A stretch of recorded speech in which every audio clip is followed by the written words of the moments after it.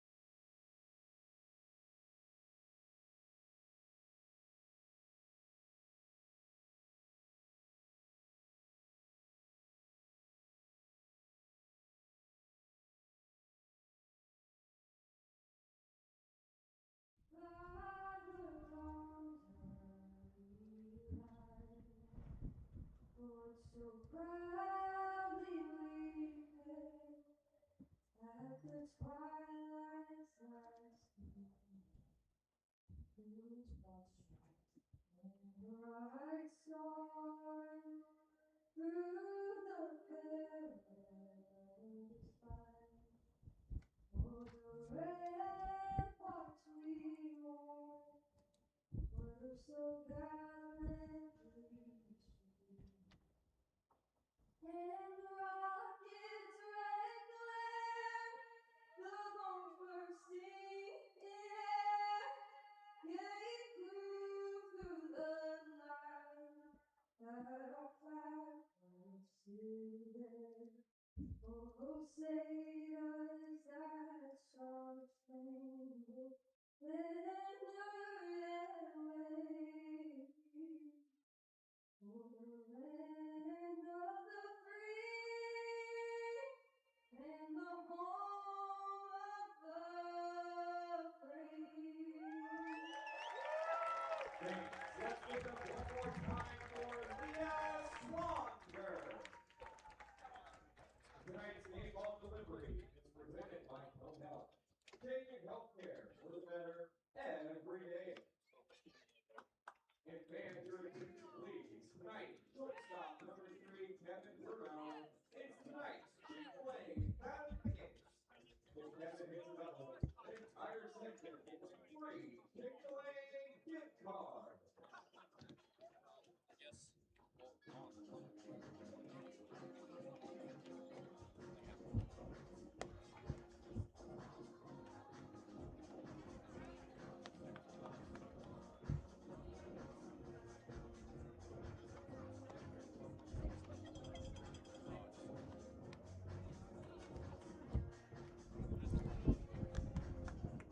Burlington meets Johnson City for the 6th time this year, and the final time Burlington and Johnson City meet. Also, the final time Christian Aiello takes the mound for Burlington. He's been so stout this season in 5 games played and 3 starts. Aiello, 17 2/3 innings pitched, just 4 runs allowed, 9 walks, 31 strikeouts. That ranks second best in the league. Also 6th best in ERA at 2.04. And they're ready to give us the 2 greatest words in sports. What? It's time to play some baseball!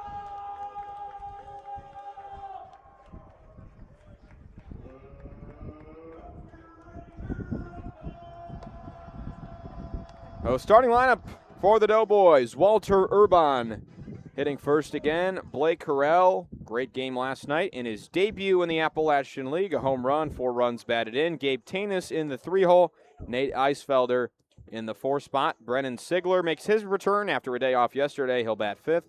Zach Porter hitting 6th and catching. Anthony Temesbury in the 7-hole. Patrick Walsh, Noah Cox at the 8-9 spot.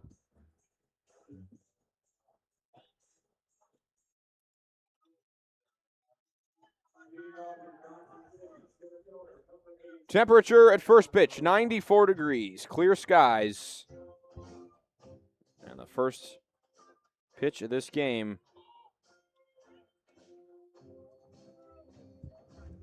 (6:58 p.m.) Aiello into his windup. First pitch to Urban is cracked, left center gap. And Nunez can't quite catch up to it. It lands for a leadoff single for Urban.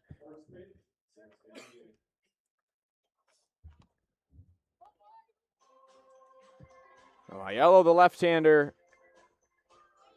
played 4 seasons with the Rider Broncs. He's the oldest player on this team, 23 years of age. And we'll head to Jacksonville State in Alabama next season to play his final collegiate year.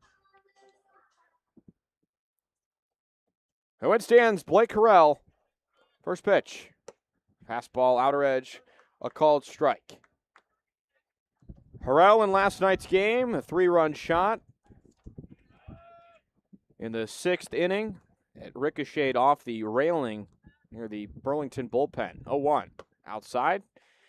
Delgadillo is his catcher tonight. Battery working together for the first time this season. Delgadillo playing in just his 5th game, 4th start of the year.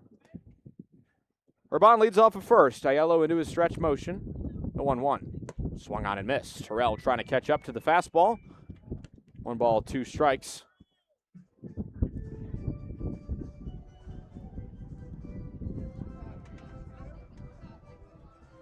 Johnson City does not run. Just 43 stolen bags, tied for 5th most in the league. Takes off here. Aiello has him picked off. Pomeroy drops the ball on the transfer, and Urban grabs second. They had him picked at first base.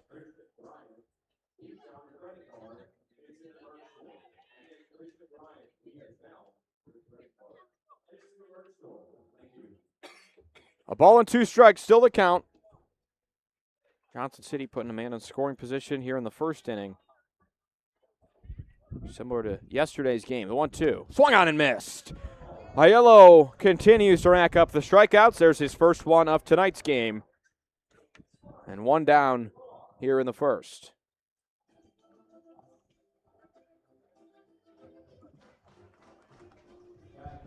Gabe Tanis has played in all 3 games in this series and entered yesterday as a pinch hitter in the 6th inning.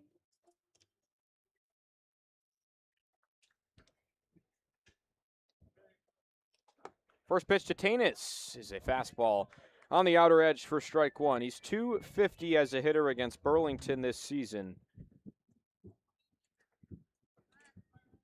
Has kind of pivoted around the infield. 0-1 is outside. Played third base last night. He's at shortstop where he started on Tuesday night. A .224 hitter. Not a whole lot of pop in his bat, though. Just 1 home run, 1 double. .659 OPS. Urban nearly picked at second. Aiello throws it into center field.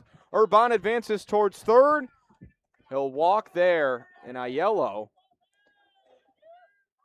his rhythm is on and just hasn't been able to get the out on the base pass. Got him picked off at first base.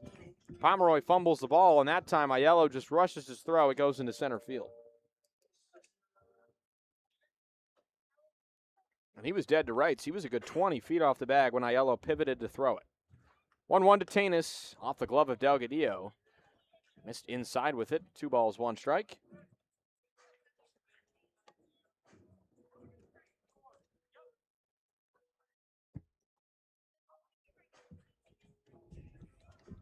Count on Tanis grows to 2-1. Wrists one back, foul.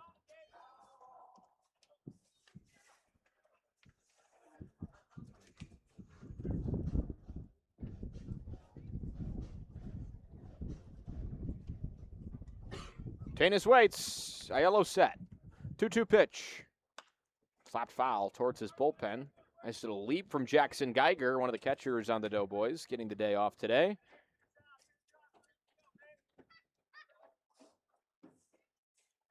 Tanis playing his freshman season at Central Connecticut State. Redshirted his first year. Got time this year. 2-2 off the plate. Brings the count full at 3-2.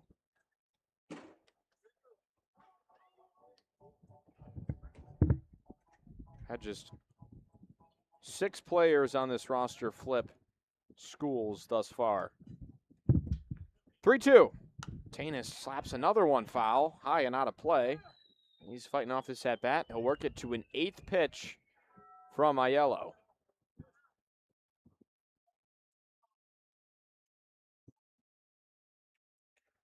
Three balls, 2 strikes. Lefty deals. Swung on and missed. Too much spin to handle on the changeup. Tanis down swinging, and there's 2 strikeouts already today for Christian Aiello. And the 2-out hitter here in the first, Nate Eisfelder.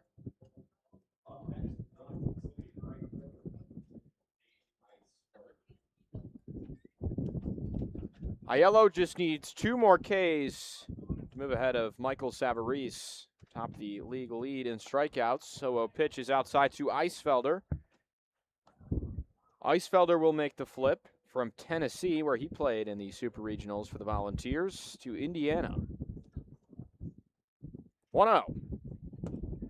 Fastball right down the middle for strike 1.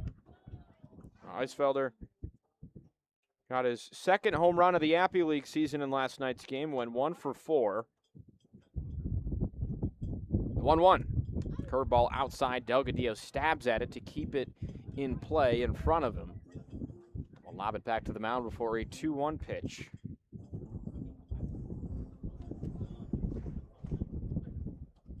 A team that has been depleted. They've lost their core from the start of the season. Eisfelder still one of the guys. 2-1. Slapped foul off the backstop. 2 balls, 2 strikes. And for Eisfelder, he will join the Hoosiers next year, where he'll be teammates with Burlington lefty Cade Pilgrim, who will make his final start of the season on Saturday in Bluefield. 2-2 for Aiello. Is hit foul. Once again, fighting off pitches. The Doughboys trying to work Christian Aiello's count up. 18 throws already in the first inning. Same crew as the previous 2 nights. It's Trey Neville behind home plate. Tyler Gist in the field. Count still 2-2 to Eisfelder. Aiello offsets into the stretch. 2-2 pitch. Fastball right down the middle. Christian Aiello strikes out 3 in the first. 34 Ks. He has a chance to depart this league atop the leaderboard in Ks, and makes quick work of the Johnson City first inning after the leadoff single. No runs come across, no score. We head to the bottom of the first inning.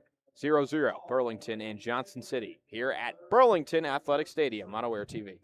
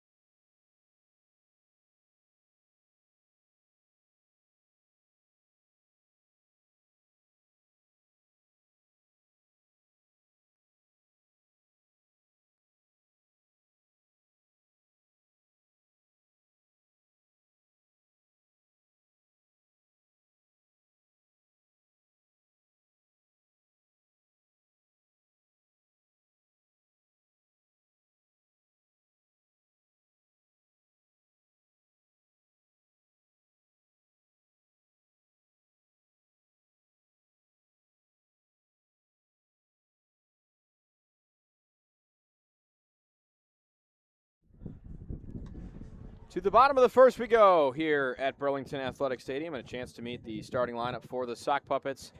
It's Sal Mineo leading off, and if he can do what he did yesterday and just get this crowd to life right away. He homered on the first pitch of the game in yesterday's debut. Jack Freehill back in the lineup, started on Tuesday, gets the start tonight. Devin Mitchell back in the lineup after a day off yesterday as well. Deacon Pomeroy, Brandon Novi in the 4-5 spot. Kevin Bruno has been scorching hot since joining the team. A .500 batting average over 2 games. Jaden Nunez hitting 7th, Moranto 8th, and John Delgadillo is the 9-man in this order. So Sal Mineo, well, it's his ballpark, and he proved it again yesterday. He's 11 for 16 all-time in 3 games played at this park.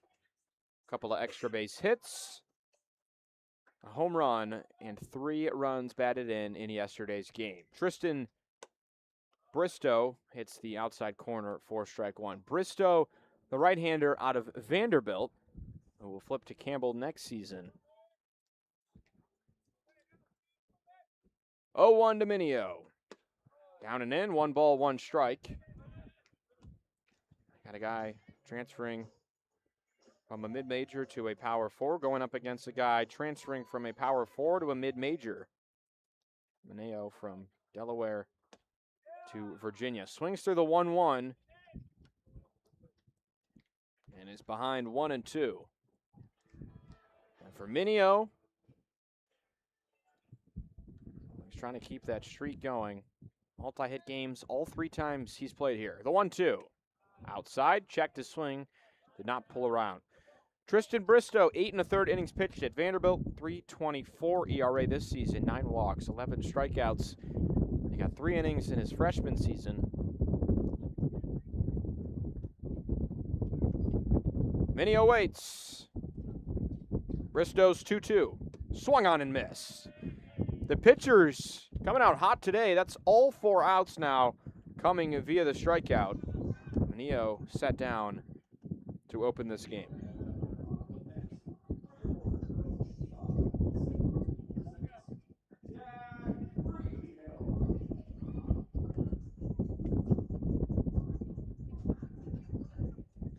So in stands Jack Freehill from Menlo School in California. Swings over top of the first pitch fastball. So it's a pair of lefties to hit first in the lineup tonight. Mickey Tettleton was fully equipped yesterday, not so much today. The 0-1. Inside fastball misses, 1 ball, 1 strike. It's the departures that hurt the most. Orlando Fernandez officially leaving the team yesterday, heading back to Florida to recover before a sophomore year. 1-1. Freehill grounds it off his foot, skipped into fair play. That brings the count 1-2. Kyler Baxter, likewise, removed from the roster today.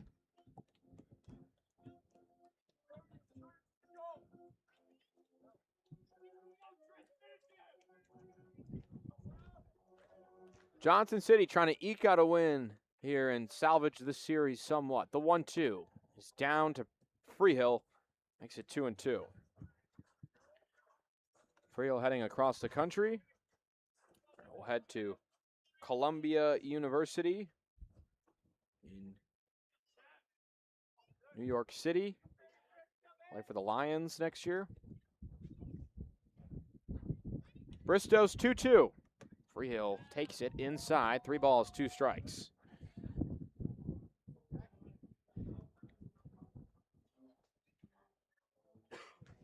Freehill 0 for 2 in his debut on Tuesday night. He did walk in that game. Waits on a 3-2. Swings through it. Tristan Bristow trying to match Aiello here in the first inning. He's got the stuff working. He's got back-to-back Ks here in the first.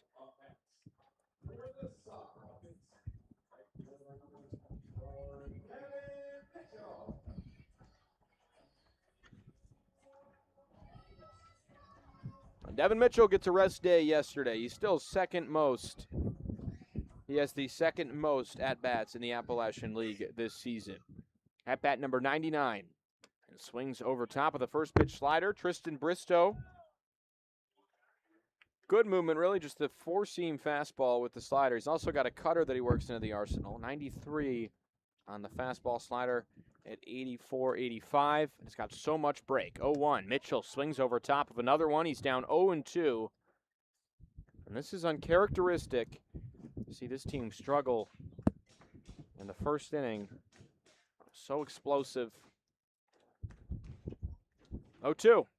Mitchell swings through another one. 3 straight sliders. Tristan Bristow strikes out the side here in the first. We got a pitcher's duel here in Game 3 of the series. No score after 1 inning of play. Burlington and Johnson City in an Appy League matchup on this Thursday night on Aware TV.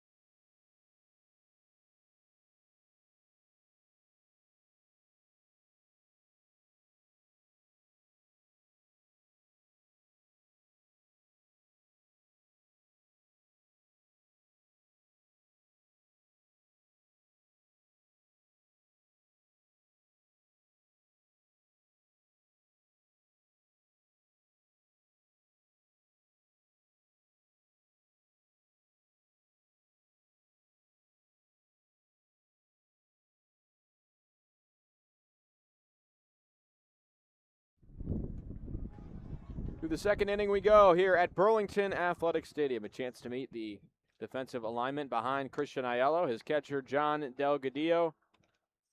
It's Pomeroy at first.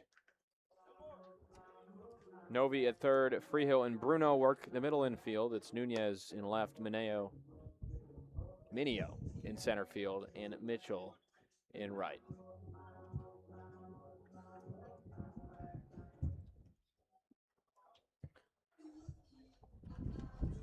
Leading off the second inning for Johnson City is Brennan Sigler.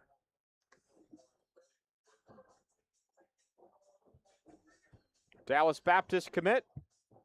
Hit at McLennan Community College. 0-0 from Aiello. Smack toward short. Bruno Fields throws across the diamond. Pomeroy with a good scoop at first in time, and it's a 1-pitch out here to start the second.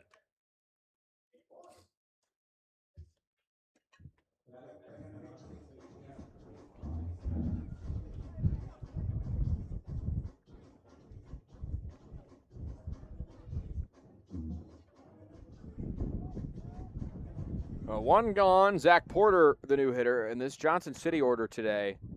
Outside of Blake Carell, who got here yesterday, there is not a 300 hitter in this lineup. 0-0.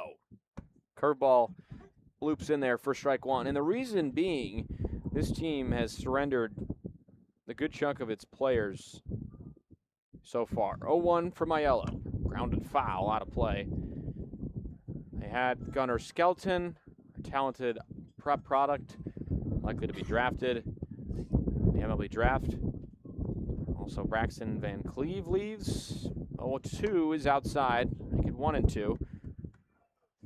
Holden Pantier, another guy, was rostered. Lives for the Brewster Whitecaps on the Cape Cod Baseball League.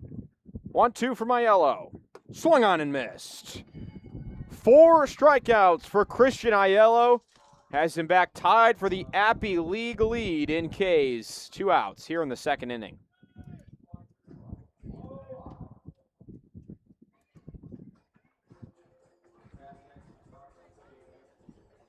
So in stands Anthony Temesbury, the LA native. Got a couple of California kids headed to Columbia. The 0-0 misses outside. A ball with no strikes to Temesbury. Got the start behind the dish on Tuesday. He went 0 for 4 in that game. Couple of hard hit balls. Also struck out looking the 1-0. Off the plate, 2 balls, no strikes. Now the wind, about as careless as it's been all season. 13-mile-an-hour gusts. 2-0. Fastball misses again, make it 3-0. It's blowing straight out towards right center field. Balls fly here already. There has yet to be a game without a home run this season. 3-0. Aiello in there for strike one. Temesbury, just a 129 hitter, but he's so good defensively. 3-1 is a called strike. Temesbury was walking the line. And a catcher that knows the zone well. Asks for insight from Trey Neville behind home plate. Count is 3-2. Aiello's pitch. Grounded foul.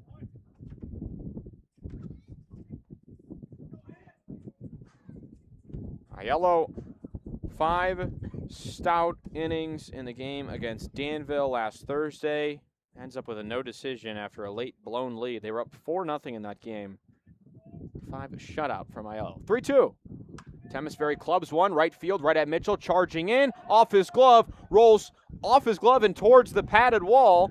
Mitchell chases it. Temesbury stops at second, nearly trips on the bag. He might have had third base had he not stumbled. Instead, it's a 2-out double for Temesbury.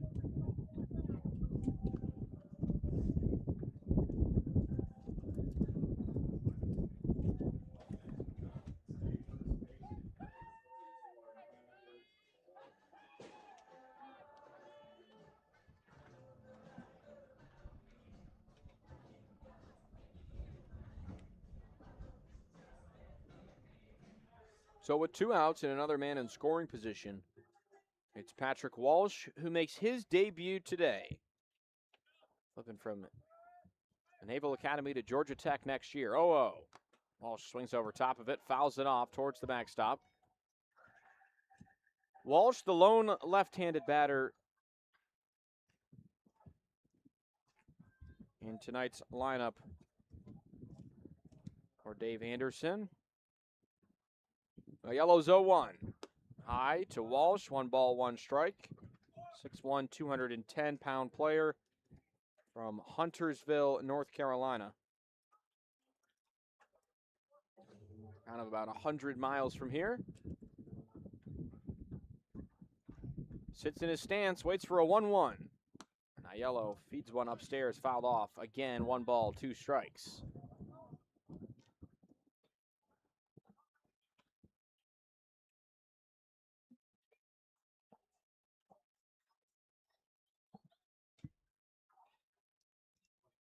Aiello's 1-2. Curveball called, 3rd strike. Christian Aiello takes the lead atop the throne. He's got 36 Ks, the most in the Appalachian League.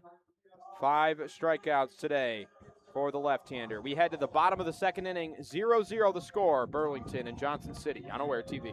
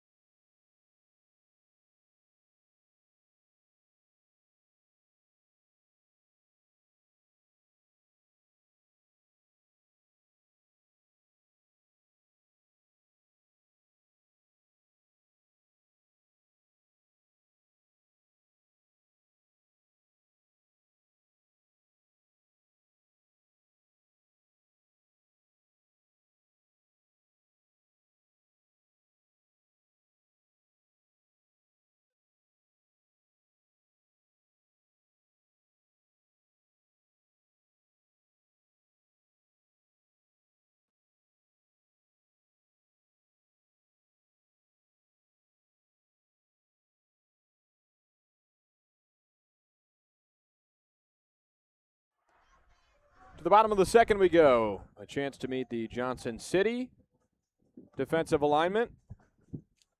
The outfielders Sigler in left, Urban in center, Eisfelder in right field. The infielders It's Harrell at third, Tanis at short, Cox second, Walsh at first. The catcher today is Noah Porter, and Tristan Bristow picks up a fantastic first inning. A guy who had allowed 15 runs in 14 in the third innings pitched entering today's game, making his 9th appearance of the season. He is a strikeout guy, 23 Ks to 7 walks. Deacon Pomeroy to lead things off here in the second. The 0-0. Pomeroy slams one foul.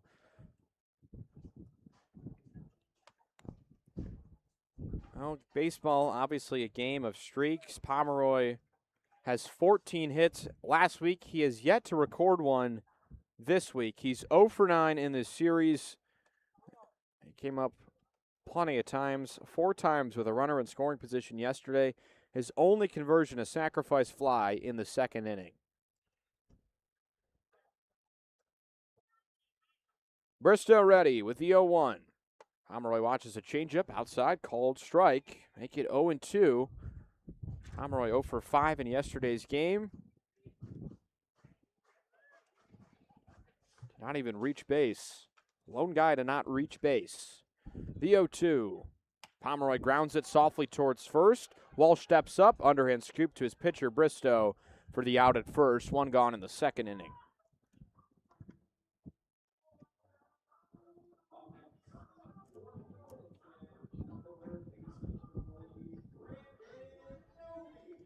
In stands Brandon Novi.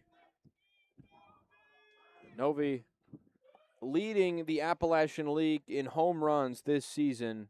He's got 7 bombs. First pitch. Novi watches it down. 1 ball, no strikes. It's been a while since he's homered in this ballpark. To go back to the second series against Elizabethton. The 1-0. Down low, 2 balls, no strikes. Novi in this lineup today is average not as high as some of his counterparts, but he's a .352 hitter. Second highest among qualified guys this year. The 2-0. Novi hammers it towards short on the ground, fielded cleanly. Tanis throws to first in time. And a pair of groundouts after 3 strikeouts in the first inning. Tristan Bristow is through 5 batters and has recorded 5 outs.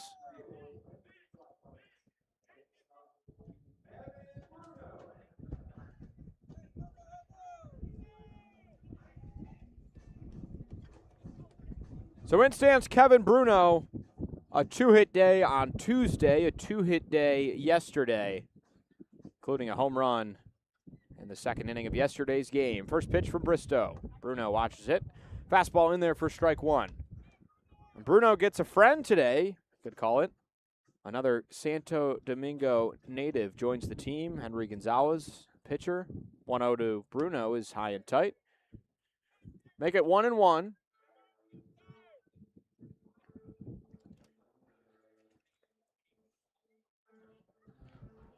Bruno at Florence Darlington Tech last year as he watches the 1-1 pitch missed downstairs. Say 300 hitter there. Bruno waits on the 2-1. Swings through it. 2 balls, 2 strikes. Still primarily fastballs from Bristow. 3 of 4 in this at-bat.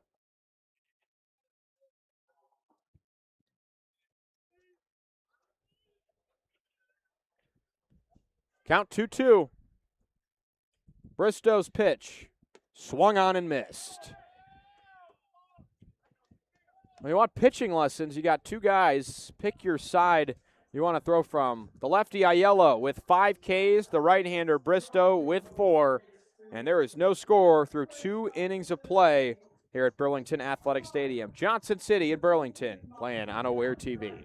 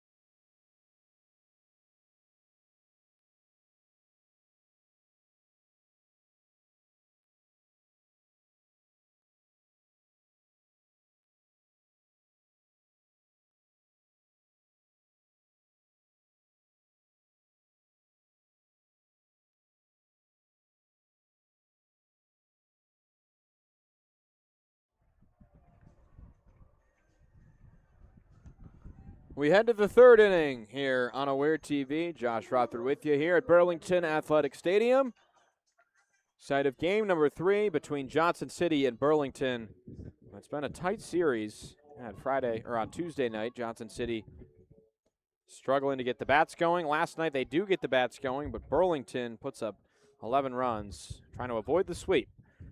First pitch misses upstairs. Noah Cox, the 9-hitter in this order, although he's had a pleasant surprise of a series, reaching base twice in each game. A 1-0 fastball catches the outside corner, making 1-1. Aiello's last start, last Thursday against Danville, 5 shutout innings with 6 strikeouts. 1-1. Down low, make it 2-1. Cox, the Eugene, Oregon native, stands in, waits for the 2-1. Aiello's pitch. Cox takes all the way. He wants a pitch clock. He tried to call time. Instead, it's 2-2.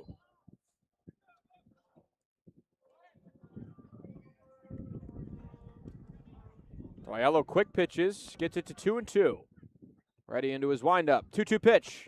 Lifted high in the air and out of play, foul behind the first base dugout.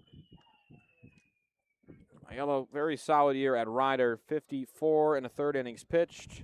A 3.64 ERA. The 2-2. Grounded foul again. Johnson City in last place in the Appy League West. 3 games out of first at 13-15. Burlington tied for second in the East at 12-14. Aiello 2-2 again. He's hit foul off the backstop. Aiello so good on the mound as he works into his own rhythm. He's very quick with it. He gets on the mound and he throws. Almost no time in between pitches. Shakes once.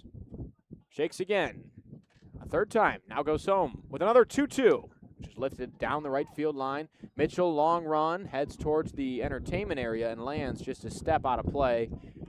Mitchell trying to reach over to grab it. Instead, it's the 4th straight foul ball from Noah Cox. Aiello takes his cap off to wipe the sweat from his forehead. Mitchell back into his position. Cox, a 208 hitter, aligns his hands and ready. Another 2-2. Fastball called, third strike.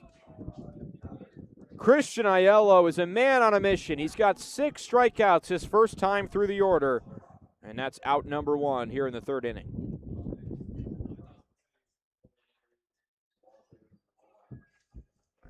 Johnson City dugout protests the call. That does catch the bottom part of the zone, at least part of the ball touching that black line, the imaginary line. Back to the top, Walter Urban, one of 2 hits in this game, takes a first pitch curveball away. 1 ball, no strikes. Line 1 into left field. Aiello thought that one caught the zone. Motioning towards his catcher, Delgadillo, to see if that one was maybe outside instead. The 1-0 is hit foul, and it was indeed in the zone, the first pitch, clearly. So a ball and 1 strike to Walter Urban. Scored twice in the loss last night.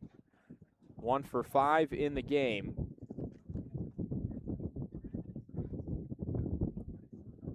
1-1. Urban over top of a curveball. Aiello's playing with hitters right now. He's ahead 1-2. Urban 3 for 9 in this series.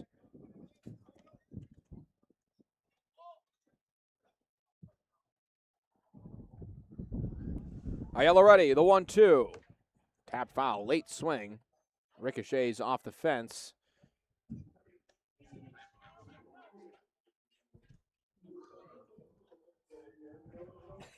Still 1-2.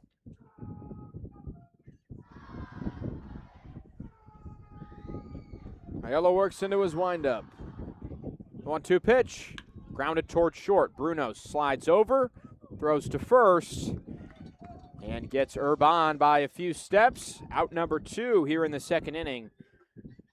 And this is where it really pains the Burlington faithful when they see a guy like Christian Aiello out there working for outs, as efficient as he has been. And he arrived a little over a month ago, and the first time I met him, he said, "I'm so excited to be here. I haven't been able to play summer ball. I've been hurt the past few summers."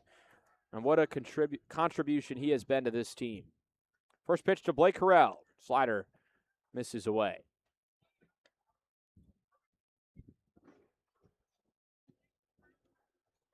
Harrell, the first of 6 strikeouts to Aiello, and the first pitch out off the plate. That one in there for strike 1.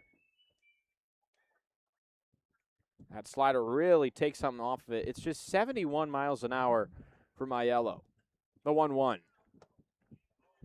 Delgadillo tries to dig the changeup out from underneath the knees of Harrell. It misses. 2 balls, 1 strike.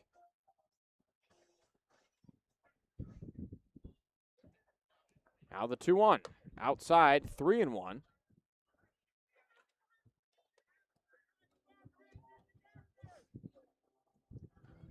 Harrell with the two-tone bat at the black handle with the bright orange barrel. The 3-1. Hit in the air, right at Bruno at shortstop. Moves over a couple steps, makes the catch, ends the 3rd inning. And Christian Aiello is humming along here. He's got 3 scoreless frames. We head to the bottom of the 3rd inning. No score between Johnson City and Burlington.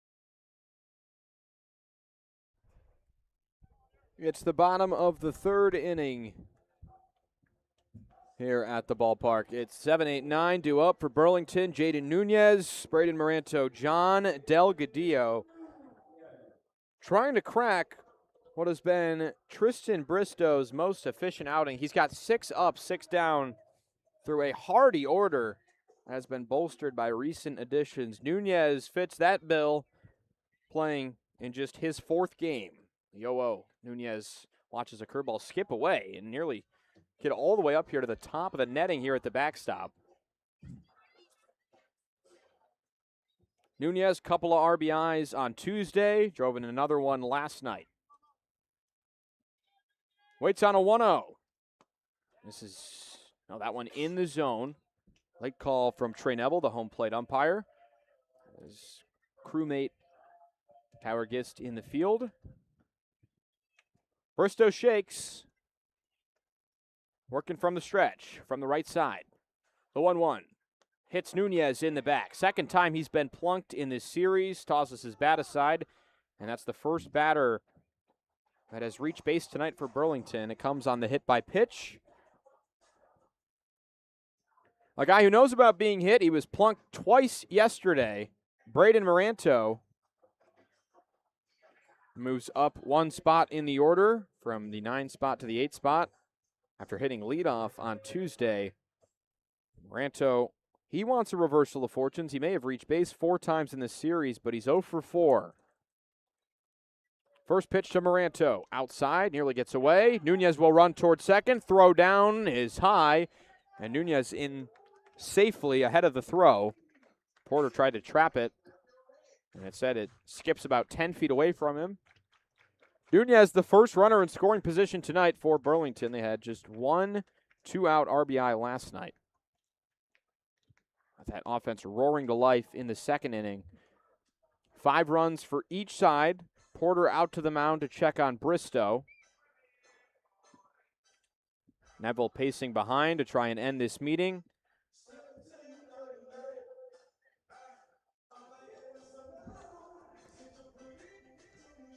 Moranto, playing at University of Southern Miss in his freshman season, did not see game action for a team that was the 9 seed in the College World Series, one of the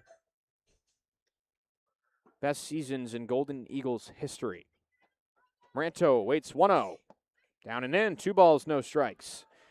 It hasn't been the control that has plagued Bristow this year. And while at Vanderbilt, just 9 walks in 8 1/3 innings. He's behind 2-0 to Moranto. Kicks and deals. Fastball catches the outer edge. There's a strike.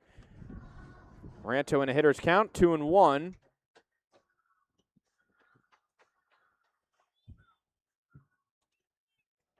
Moranto this year, a home run, 18 runs batted in, leads the team in doubles. The 2-1. Moranto eyes another one outside, 3 balls, 1 strike.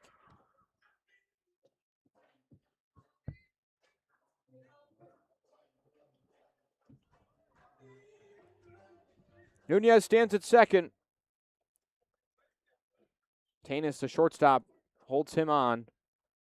Now the 3-1. Nunez takes off towards third. Moranto grounds it towards second. Fielded cleanly. Cox throws to first. Nunez waits at third. It's a decently productive at-bat. Nunez would have had third with ease. Moranto trying to plate him. Instead, it's a ground out. 1 out here in the 3rd inning.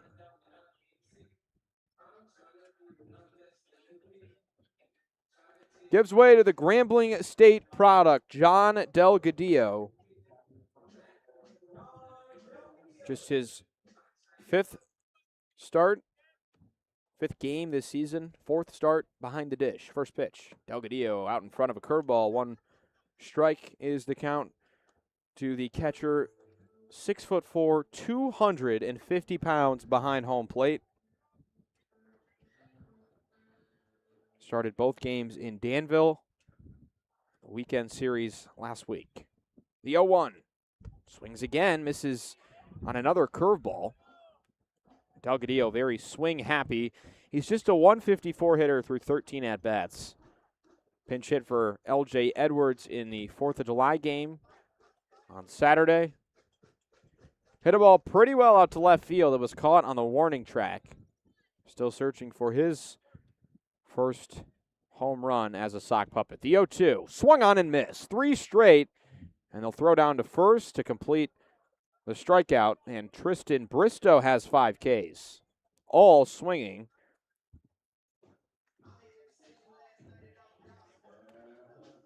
Salminio to hit with 2 outs here in the 3rd inning. A chance to give Burlington their first run.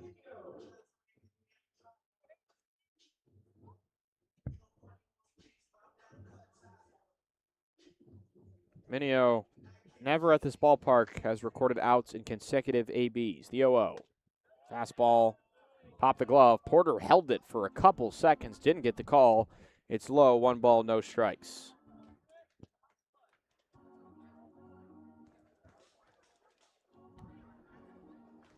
Minio at .571 through 7 at-bats since joining yesterday. The 1-0. Minio hacks at it, taps it off his bat foul. 1 ball, 1 strike. Another lefty, Jack Freehill, waits on deck.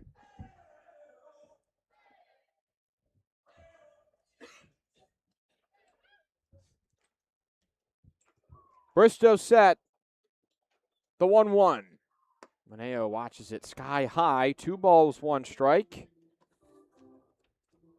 Minio, a Prospect, Pennsylvania native, will move to his third school next season after hitting 300 for the Blue Hens at Delaware, 7 home runs.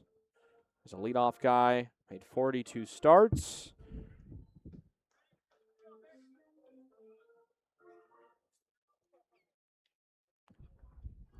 Bristow ready, the 2-1 pitch.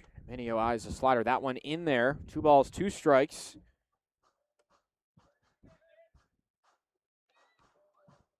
Bristow, 40 pitches tonight, 24 strikes. Just the 1 hit by pitch. The lone blemish for the Commodore turned Camel. 2-2. Swung on and missed. Minio down for the second time on strikes. Ends the third inning. Tristan Bristow and Christian Aiello look like the West Cy Young and the East Cy Young today. 6 strikeouts on each side. We head to the 4th. No score between Johnson City and Burlington.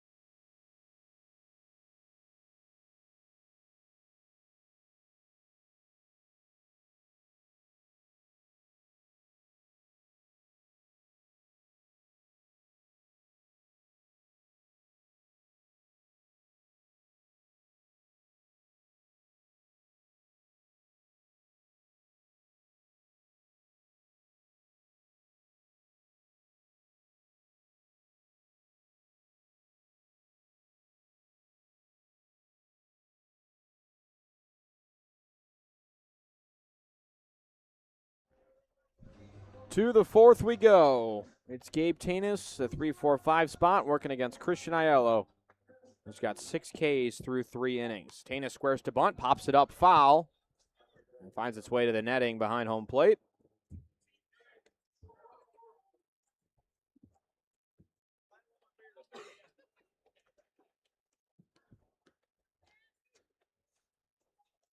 Aiello into his motion with the 0-1. Curveball right down the middle. Make it 0-2. The top of the 4th is the latest we've gotten into a game this year without runs scored by either side at this ballpark. 0-2 is touched foul.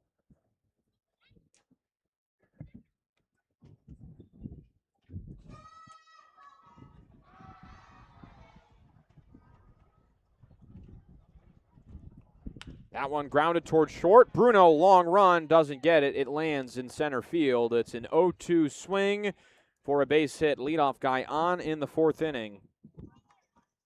Can Johnson City capitalize on the leadoff man? They left Walter Urban stranded at 3rd in the 1st inning. Aiello's already shown off that move once tonight. Had Urban dead to rights. He escaped, got to 2nd. Eisfelder, the runner takes off. Delgadillo's throw down, right on the money, but the slide in ahead of the throw. And Tanis steals 2nd. It's a called strike to Eisfelder, so the count 0-1.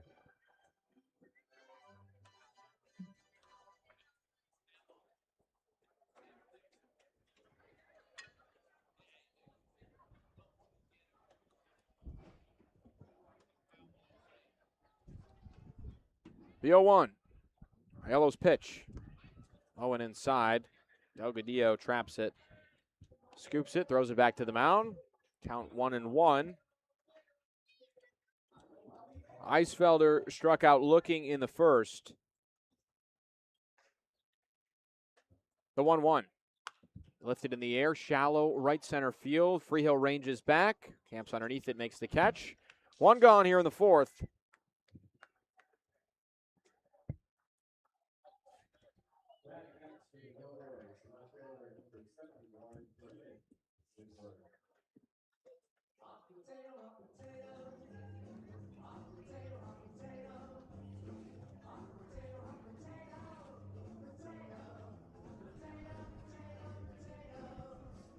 Brennan Sigler has struggled mightily after being a 400 hitter at McLennan this year. He's hitting just 138 in the Appy League.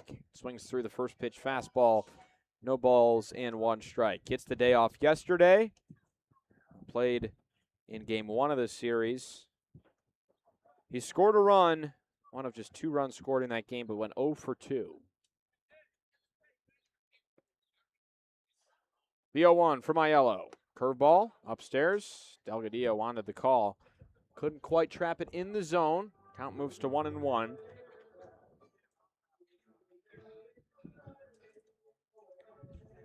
Sigler growing up in Knoxville, Tennessee. Here's the 1-1. Fastball low. 2 balls, 1 strike. Aiello has had that pitch count sort of creep up. He's thrown 63 pitches today. Just 19 balls. 2-1. Same spot. That one sticks in there. There's a strike. 2 balls, 2 strikes.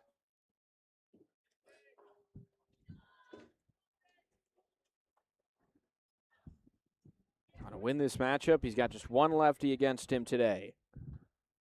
Aiello ready. The 2-2. Runner takes off. Barely hit foul off the end of the bat and not a play.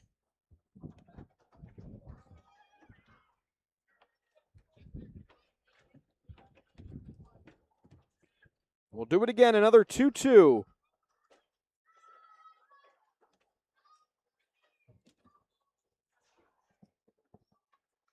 The 2-2. Fastball called. Third strike. Christian Aiello. Strikeout number 7. Just liquidating this Johnson City order. Strength in his numbers. In his curtain call to this team in this league.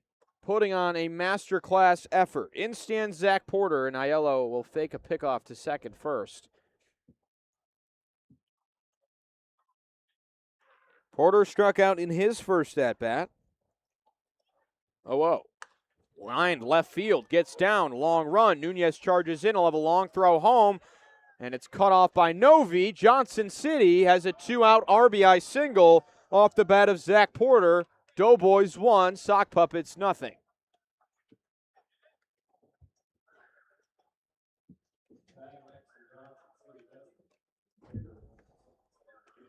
The lone thing missing from Christian Aiello's outing today is some run support. Johnson City finally gets a run. I say finally because similar to a Danville game in June, every game besides tonight and the game against the Otterbots has seen a run scored in one of the first 3 innings. Typically, it's inning 1. Aiello's first pitch to Temesbury, swung on and missed. And that's a balk. They're going to call a balk. Aiello seems to be okay with it. It looked like both umpires signaled for the same thing. Pitch won't count, so it's 0-0 to Temesbury. He does move very quickly in his motion. A little too rapid there. Count 0-1. Temesbury swings through it. That one makes it 0-1.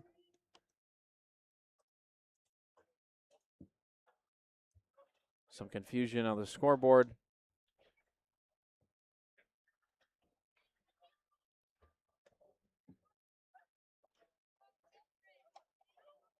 The 0-1. Swung on and missed. Aiello trying to work hard, trying to get a 4-strike strikeout. He's got 3 swings and misses, and he's ahead 0-2. Porter leads off a second. Johnson City trying to grab an insurance run early in this game in the fourth. The 0-2. Inside fastball. Didn't quite catch it, and it moves to 1-2.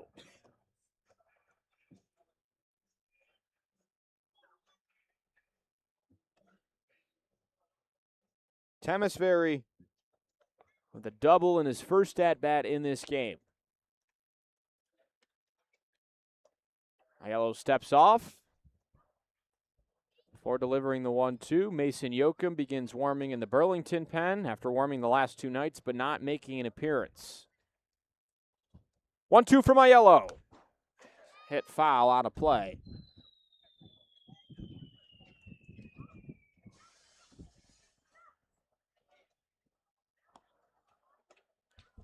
Count stays at 1-2. Christian Aiello, likely his final inning as a sock puppet. 73 pitches thrown. The 1-2 again. Grounded towards third. Novi scoops it. Long throw to first in time. Ends the Doughboys' half of the fourth inning. But Johnson City strikes first. A 2-out RBI single by Zach Porter gives Johnson City the lead. It's 1-0 as we head to the bottom of the fourth.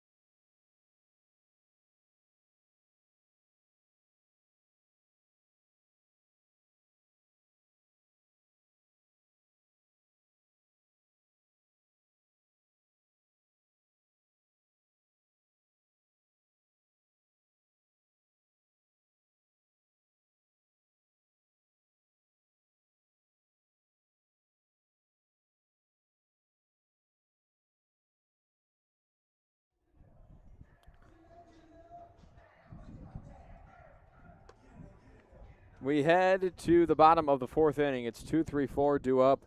Jack Freehill, Devin Mitchell, Deacon Pomeroy. It's still a no-hitter for Tristan Bristow through 3 innings. Just a hit by pitch to Nunez, the only runner that has reached base for Burlington tonight. Well, if Aiello's night is done, 4 innings, 4 hits, 1 run allowed, 7 strikeouts. Keeps that ERA intact at 2.08. Freehill struck out swinging in the first. Bristow's first offering is slapped foul out of play.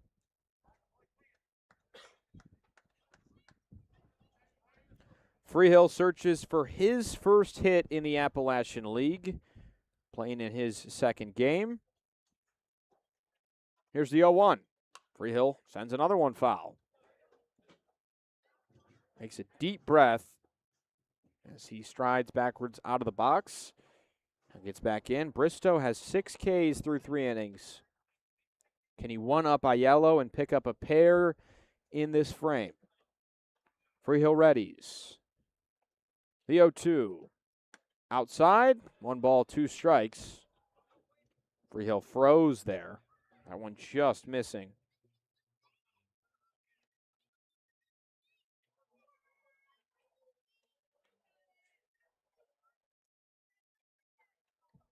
Here's the 1-2.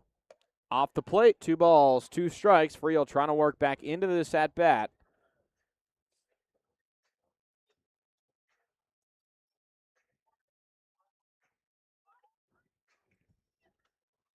The youngest guy on this roster 18 years of age, December birthday. Freehill steps out.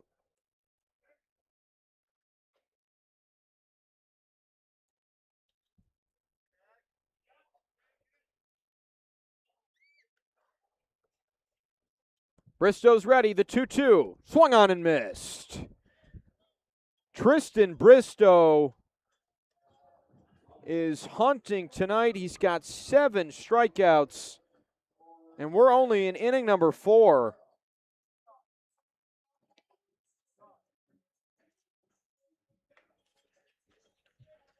Devin Mitchell stands in. He got him on 3 pitches the first time around, 3 straight sliders. Started in, worked their way out of the zone. And Mitchell swings and misses at the first pitch slider. No balls and a strike. Mitchell, 347. He's on a 6-game hit streak. Compiled last week. Added hits in the game on Tuesday. He's been a machine. 0-1. Each takes 1 ball, 1 strike. The outfielder headed from North Carolina State to New Mexico State. Now the 1-1. Mitchell takes 2 balls, 1 strike. Fastball missed upstairs.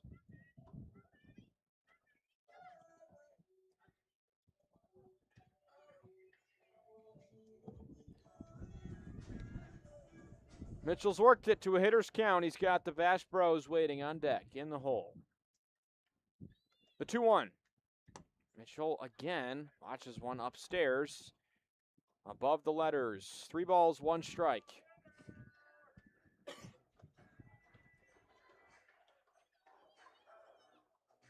Mitchell OPS of 870. 6 extra base hits this year. The 3-1. Down low, called strike. Mitchell turned to flip his bat, did not lose it.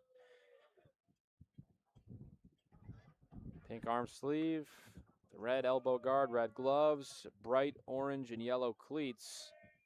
Mitchell, a 3-2. Clubs 1 towards shortstop. Tanis Fields, throw to first in time. 2 gone here in the 4th.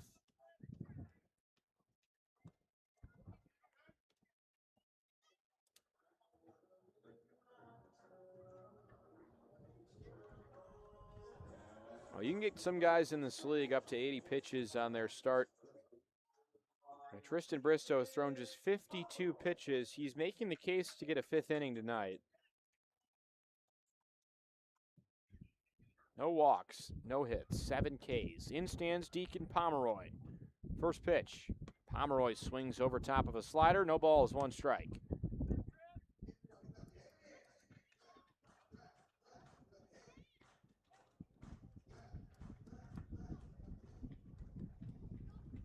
Pomeroy patient, the 0-1.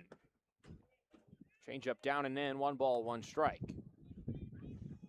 Pomeroy, 11 more runs batted in than any other player in the Appy League. He's got 35.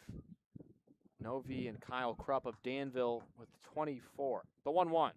Pomeroy hacks at it, lines it into right center field. Burlington has its first hit. Deacon's thinking 2, long round at first. And he will stop there. Deacon's first hit of the series. He was 0 for 10 against the Doughboys entering that AB. He's got Burlington a 2-out base runner here in the 4th inning. In stands Brandon Novi. Bounced out in his first AB.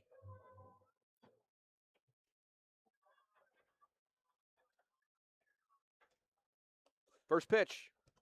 Skips in front of home plate. Porter can't find it. Novi freezes there. It's 1 ball to Novi.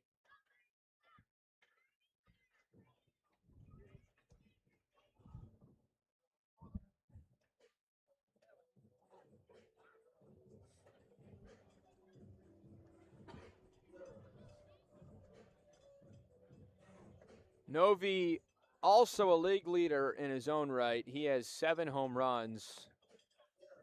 Stands over 4 hitters with 6. Chomping at the bits. Pomeroy, one of them. He's at first. 1-0. Novi, left field, goodbye. Right on cue, Brandon Novi delivers the go-ahead home run in the 4th inning. His league-leading 8th homer gives Burlington a 2-1 lead.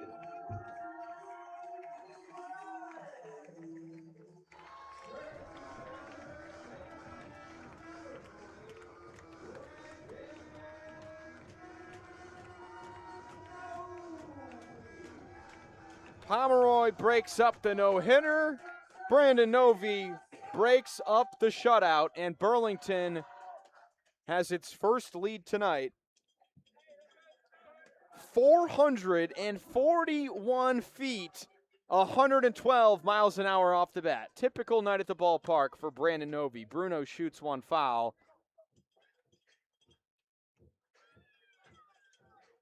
Johnson City did not lead in game 1 of the series.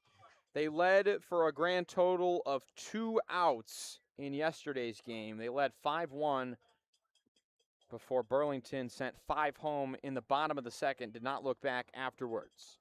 0-1 to Kevin Bruno, grounded softly foul. And for Brandon Novi, his 8th home run of the season. He attempts to chase the Collegiate League record shared by Christian Smith and Ezra McNaughton of 12 apiece.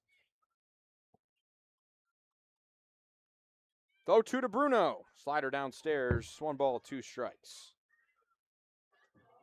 He's already tied the Burlington record. Ethan Lazama in 2023 hit 8. 1-2. Downstairs. 2 balls, 2 strikes.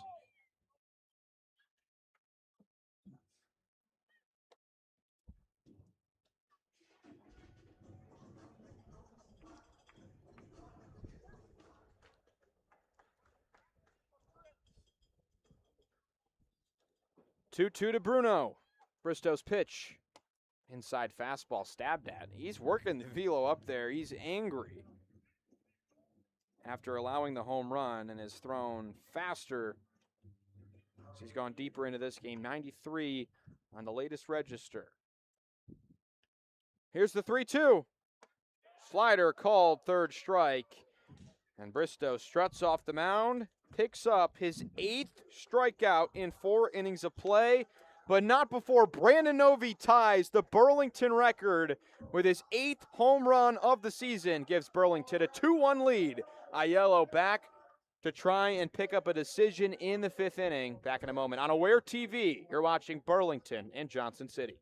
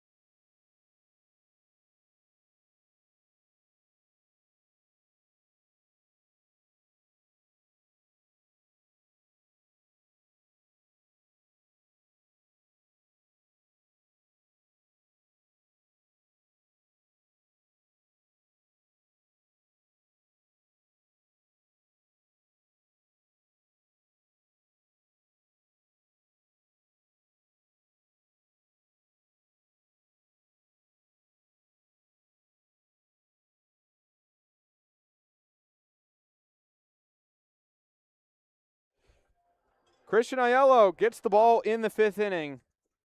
His first pitch is popped up. Shallow left field, ranging over. Bruno makes the catch. He skipped away from him at the last second. Patrick Walsh is retired. 1 out on 1 pitch in the 5th. So Chris Aiello maybe getting a reward for his hard work in the month he's been here. Gets the ball to try and get a decision and a win, because last week he went 5 shutout innings. He left the game with a 4-run lead and ends up in no decision. First pitch to Cox on the outside corner for strike 1. Aiello 72 pitches to get through the first 4 innings of play. No pitcher has thrown more than 83 in an outing this year. The 0-1. Slider right down the middle. No balls, 2 strikes. His outing against Danville, where he went 5 innings, worked through the top 2 hitters in the order 3 times. The 0-2. Grounded toward short.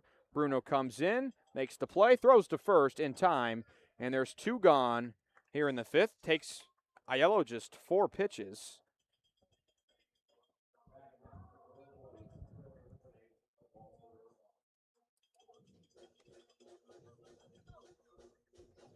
Walter Urban just ran in. He was still putting his batting gloves on, as is the on-deck hitter Blake Harrell. Aiello trying to make it impossible for Bristow to even get rest in between innings. Moves quickly into his motion. Urban sets his hands. 1 for 2 tonight. First pitch. Swung on and missed. Way out in front of a slider that broke towards his back foot.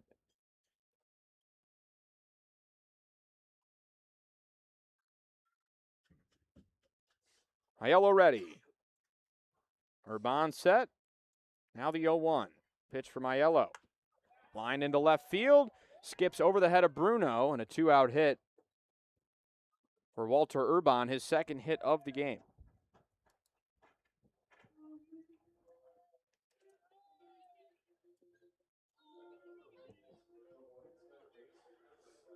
Tettleton with 6 guys that could possibly throw tonight. Mason Yoakum is one of them, and it's almost sad now for Mason Yoakum because he has warmed up to throw in 3 straight games. He warmed up in the 3rd inning of this one, and we are in inning number 5. Yoakum, you'd think, would go next. Oh, whoa. Fastball right down Broadway to Harrell for a called first strike.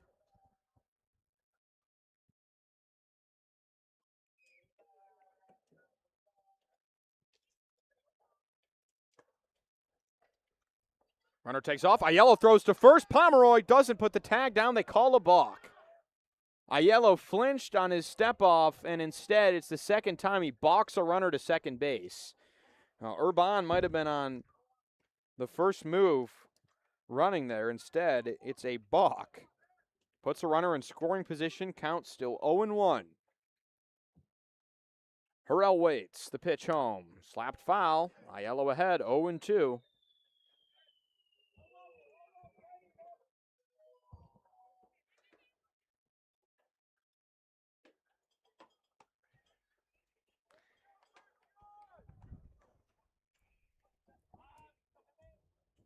To tie the Burlington record for pitches thrown in an outing this season, number 83 coming from Chris Aiello. Swung on and missed.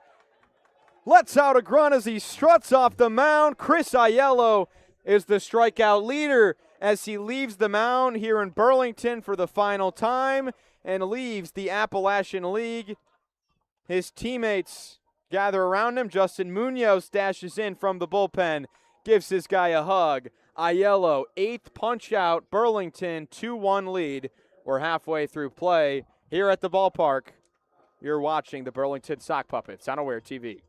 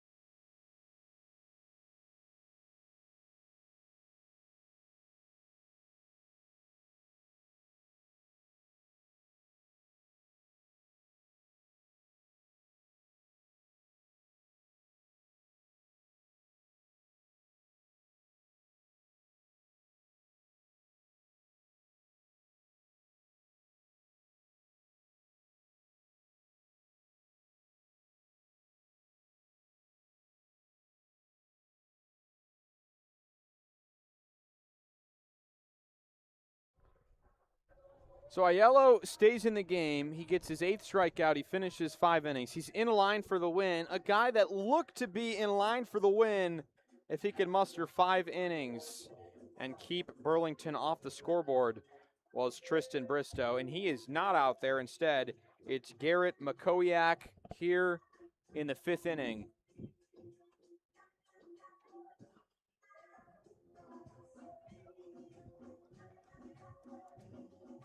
Makowiak, left-hander, 5'9", 175-pounder. Georgia Southern as a freshman and sophomore, then to Cal Berkeley. First pitch slider in there for strike 1. With the Golden Bears, 4 2/3 innings pitched, 11.57 ERA. He's walked 7, struck out 7. 0-1, cut on and missed by Nunez, quickly down 0-2.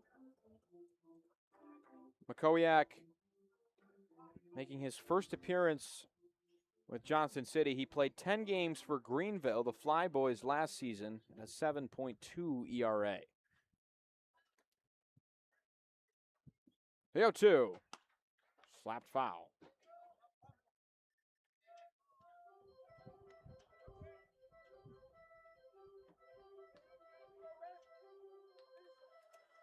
Nunez hit by pitch in his lone at-bat in the 3rd inning. Moves down from the 2 spot to the 7 spot. Waits on an 0-2. Bounces in front of home plate. 1 ball, 2 strikes.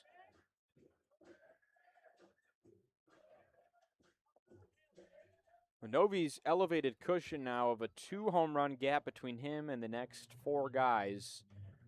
The largest that gap has been this season. Even when Owen Tenuver hit 3 the first weekend, Novi had a pair in his first series. 1-2 pitch coming. Makowiak can't quite find the zone with the curveball.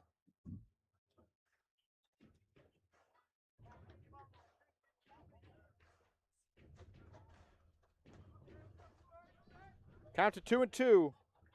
The Tar Heel versus the Golden Bear. Pitch home. Nunez grounds it softly towards third. Harrell moves over, throws to first. Did Nunez get there in time? He did not, says Tyler Giss. So good hustle down the line, but in time for the first out of the 5th.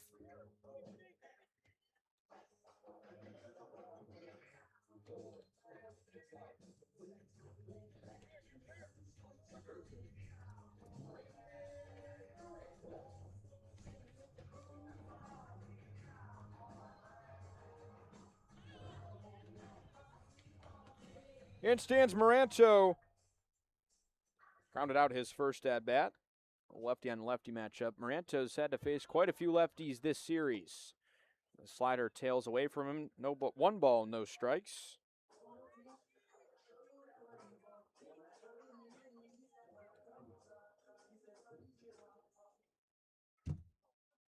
Moranto waits. The 1-0. Hacked at, launched, left field, shallow, and ranging in. And making the catch, Sigler for out number 2.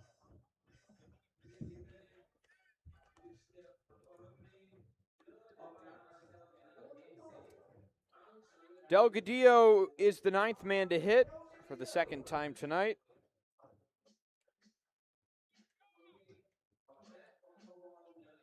The catcher struck out swinging his first time up. He's swing happy when he connects. Got a lot of pop in his bat. Steps off. Kid from the Bronx. Played his senior season at an academy in South Carolina. Finish out his high school year before committing to Grambling State. The 0-0. Way off. Outside to Delgadillo. Delgadillo, one of 3 catchers on this team. It's Justin Munoz, the lone guy that has stayed throughout the season. Julio Mar Campos, the 3rd guy. 1-0. Delgadillo over top of a curveball. 1 ball, 1 strike.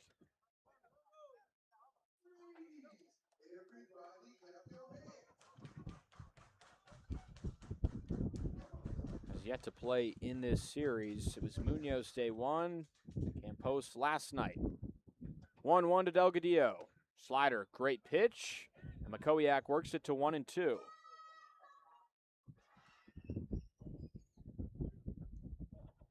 Makowiak trying to make it a third 1-2-3 inning by Johnson City pitching today.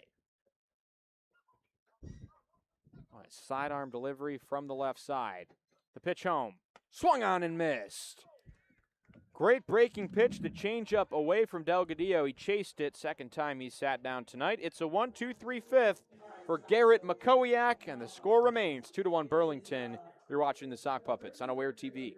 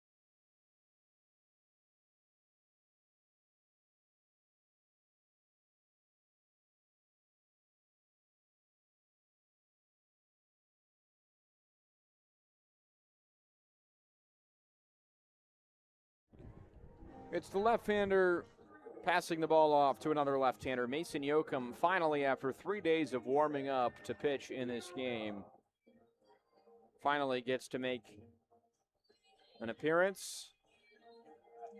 I'll have 3, 4, 5 due up here in the 6th inning. Mason Yoakum, 6th appearance of the season, second time pitching against Johnson City. Went 1 1/3 on the road, 2 hits, 1 run, 1 walk, 1 strikeout. And a hit by pitch in that game as well.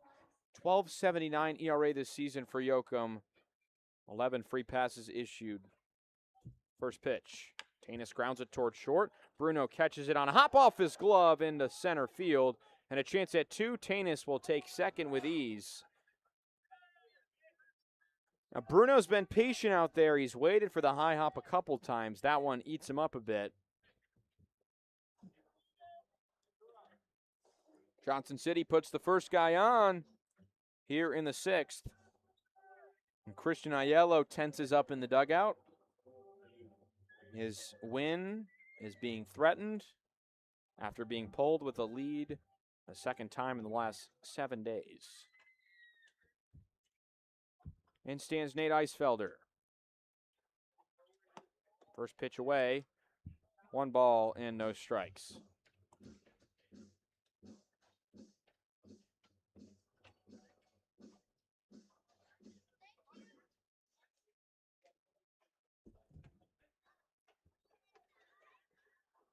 One out to Eisfelder. Grounded towards third. Shot foul. Down the line off the stool in the bullpen. That almost traps the ball out there and protects it from getting further.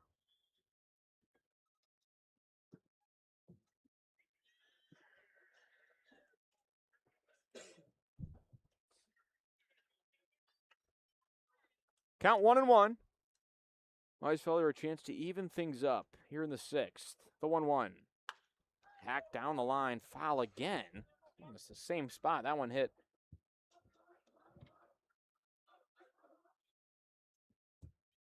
Moves the count to 1-2.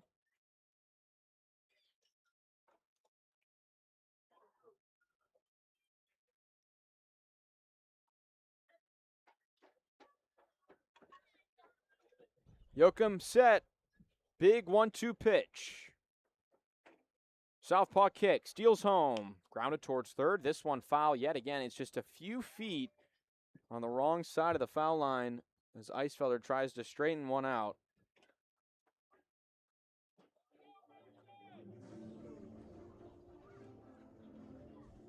Three straight pitches fouled off. Yoakum back into his stretch position. Eyes towards second. Now home. 1-2. Tapped off the glove. Did Delgadillo squeeze it? It lands in front of him. Maybe a cup check for the catcher. Count still 1-2.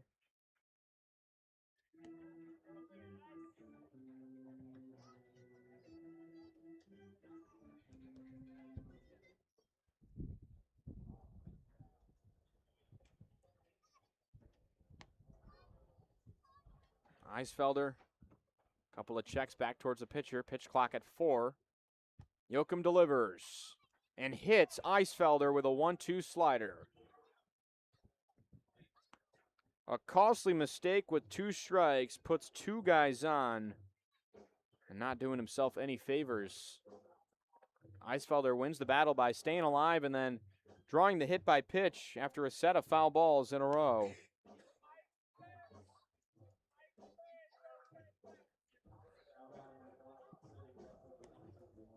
See if they bunt him over. Brennan Sigler is the hitter. 0 for 2 tonight. A ground out and a strikeout. First pitch. Away to Sigler. 1 ball, no strikes.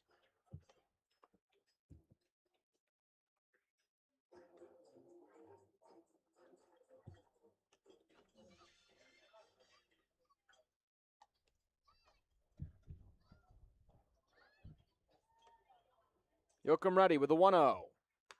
Tapped foul. Sigler this season is a 129 hitter. He's 4 for 31 with runners in scoring position. Now would be a huge boost if he can find some grass.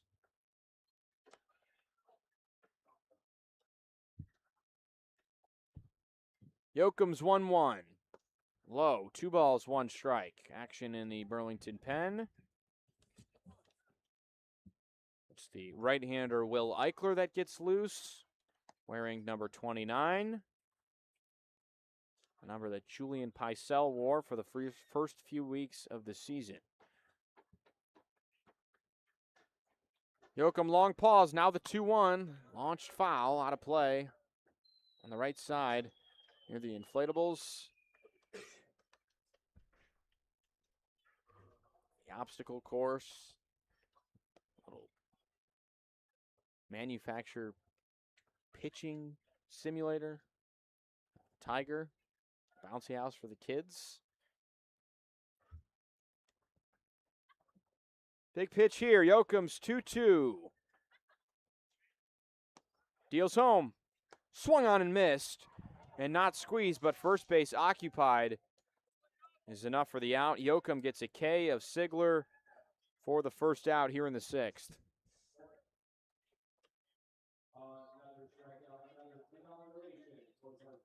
9 strikeouts by Burlington pitchers today.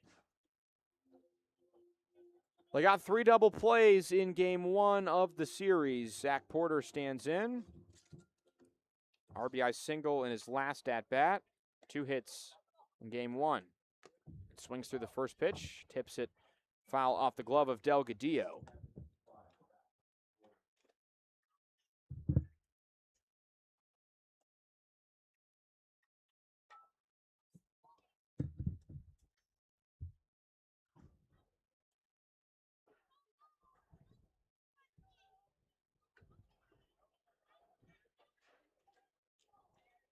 Yoakum ready.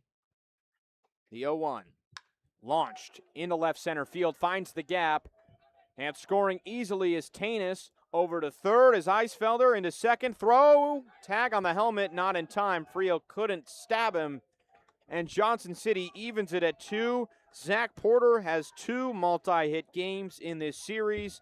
He's got both RBI tonight, and the Doughboys tie it at 2 in the 6th.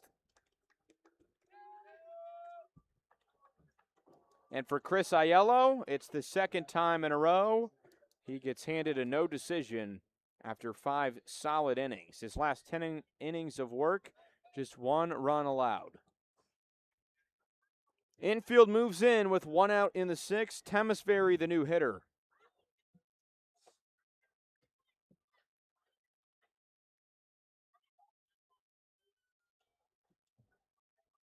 The 0-0.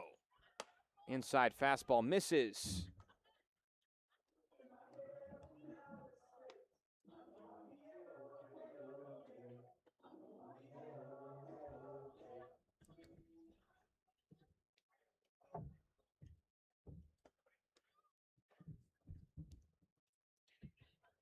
Yoakum long pause. Now the 1-0. Shallow center field will get down. Bruno was playing in, couldn't get there. 1 run scores. Here comes Porter. He scores. Johnson City, 3 runs in this 6th inning. They lead 4-2. And how about the 6-7 part of this order with 4 hits and all 4 runs batted in? Anthony Temesbury doubles his RBI total from this year on just 1 swing. And Burlington, the bullpen, showing its old face here in the 6th. First pitch to Walsh. Outside, gets away from Delgadillo. Free base, Temesbury to second on the pass ball.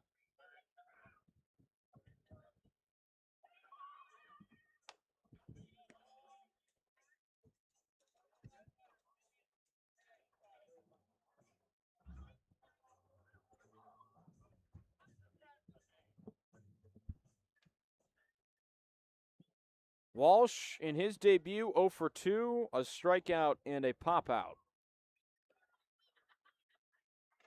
Yoakum with a 1-0. Launched foul on a line. Scorcher that lands in foul ground after hitting the netting. The souvenir for one of the young boys sitting on the third baseline.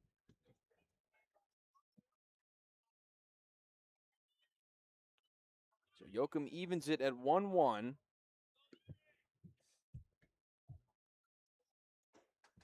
Walsh waits. The 1-1. That sinker tails down inside. 2 balls, 1 strike. Porter entered today hitting 180. He's got 2 hits. Temesbury entered at 129. Also 2 hits. Johnson City 8 hits to Burlington's 2. Yoakum ready with a 2-1. Slider outside called strike. 2 balls, 2 strikes.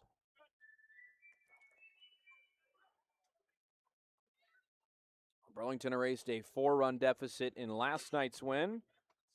They trail 4-2 here in the 6th. Yoakum's 2-2. Swung on and missed. Beautiful slider. Delgadillo applies the tag. And that's a big second out. 10 strikeouts for the Sock Puppets rotation today.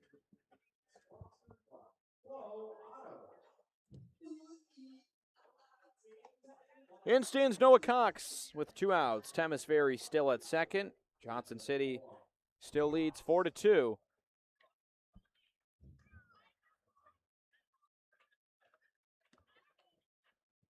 First pitch from Yoakum.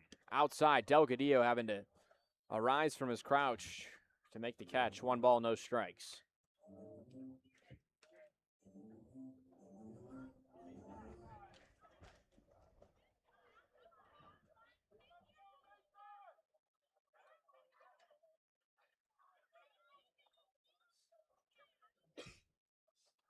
The 1-0.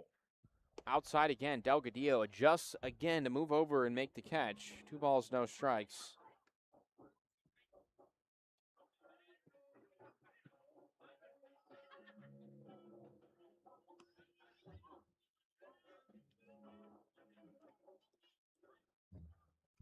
Yoakum behind on the count, already lost a batter that scored this inning. Eisfelder was hit by pitch on a 2-strike count. The 2-0. Fastball, inside edge. A called strike. Brings this count to 2-1.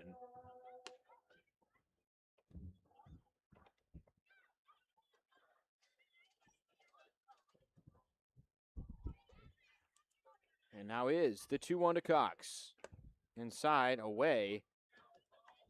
Delgadillo having trouble with Yoakum now. Didn't squeeze that one, makes it 3-1.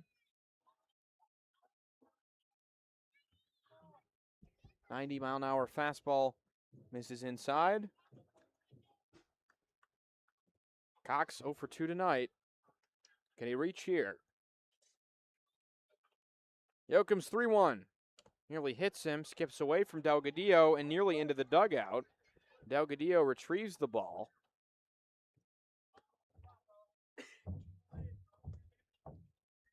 And now tosses it aside. It's a 2-out walk. Runners at the corners with 2 outs.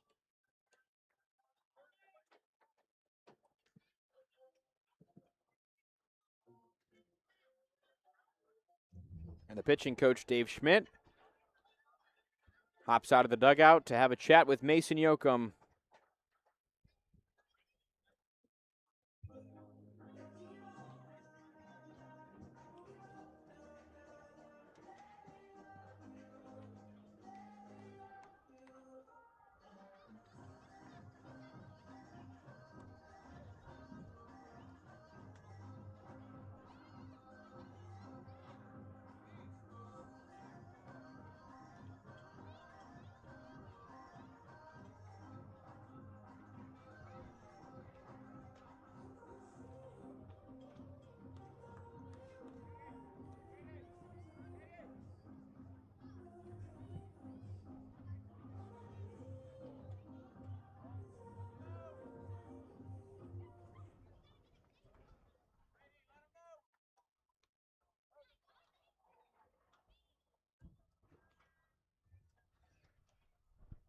So after the mound visit, Yoakum remains in the game. And back to the top of the order, Walter Urban has a pair of hits tonight. Looking to really do damage here in the 6th. Yoakum's pitch. Grounded toward short. Bruno gets it on the hop, throws to second, gets the force out there. Freehill touches 2. That ends the inning. Johnson City storms back. They plate 3 in the inning. RBI hits from Zach Porter and Anthony Temesbury. And the Doughboys lead it as we head to the bottom of the 6th inning here at Burlington Athletic Stadium. You're watching the Sock Puppets on Aware TV.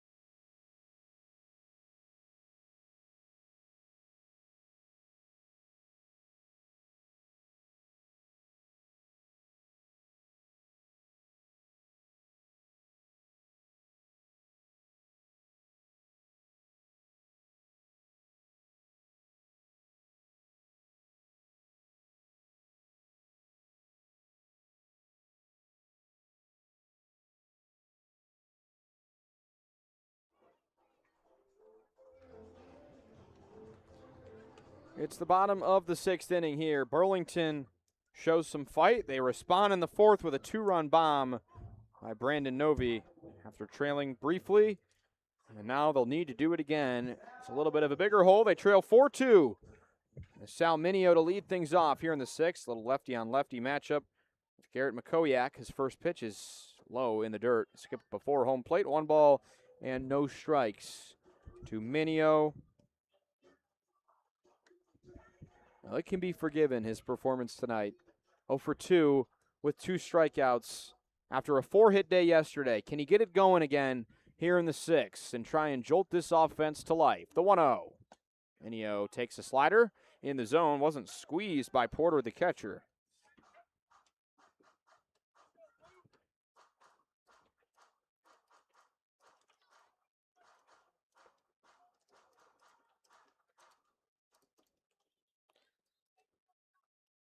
Mineo, 2 of the 8 strikeouts collected by Tristan Bristow. The 1-1. Hacks at it. Shallow left field, ranging over. Long run for Sigler. It gets out there, and he makes the catch. Deep part of left field. That ball just kept traveling out there, and Sigler runs it down for out number 1.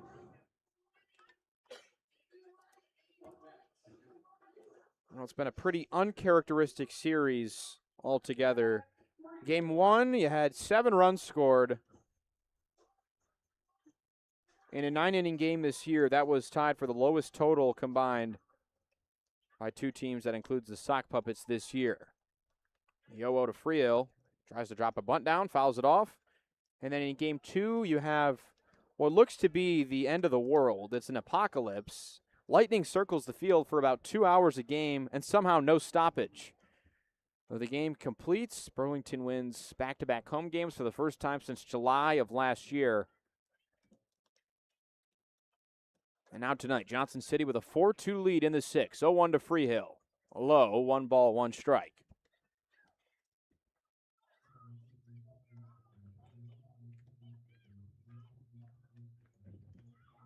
Freehill also a pair of strikeouts by Bristow in this one. 1-1, way in front of home plate. Off the mark, about 3 or 4 feet in front of the base. Makes it 2-1 to Freehill. 0 for 4 as a Sock Puppet as he searches for that first hit. That awkward delivery. McCoyak comes set. 2-1. Sent. Shallow right center field. Will it drop down? It does. And Jack Freehill has his first hit as a Burlington Sock Puppet. 1 out here in the 6th inning. Brings the tying run to the plate, and it's Devin Mitchell.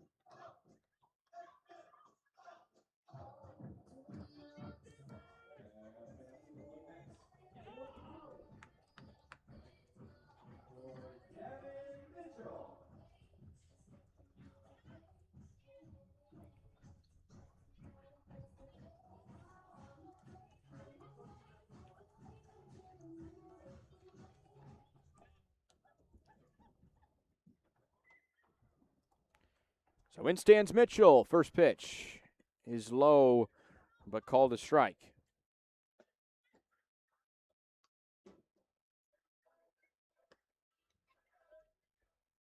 Mitchell strikeout in the first, ground out in the fourth. 347 as a hitter entering today's game. The 0-1. Hops on one, sends it into right field. That one down for a hit. Freehill scans to second. Throw in to keep Freehill at second, Mitchell at first. And Burlington has 2 guys on with 1 out. And now stands Deacon Pomeroy. Burlington might have something going here in the 6th inning. They scored last night in the first 6 innings of play. Held off the board in the 7th and the 8th inning.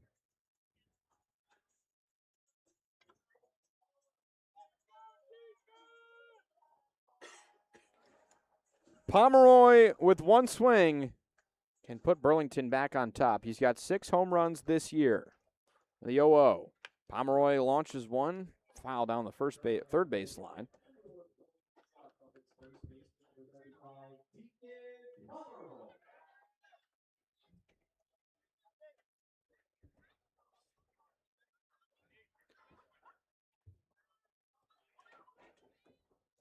Freehill at second, Mitchell at first. Pomeroy trying to make it 3 straight hits for the Sock Puppets. Takes the 0-1 outside. A ball and a strike to the Oklahoma State Cowboy.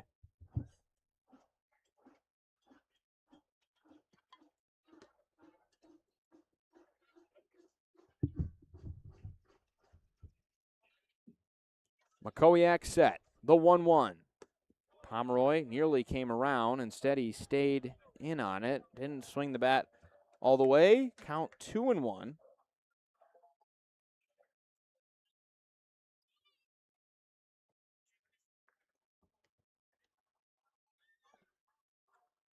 Makowiak set again, working out of the stretch from the left side. Pitch home. Pomeroy cranks it right at the shortstop, off his glove, lands in center field. Mitchell gets to second safely. Everyone's safe. Bases juiced with 1 out in the 6th. Pomeroy's second hit tonight. Burlington sends Brandon Novy to the plate.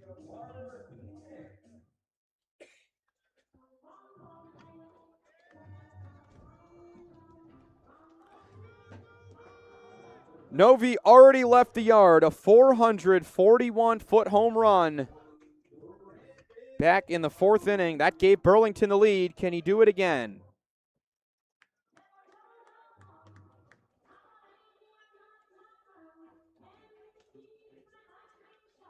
Novy with the bases loaded this year has just 1 at bat.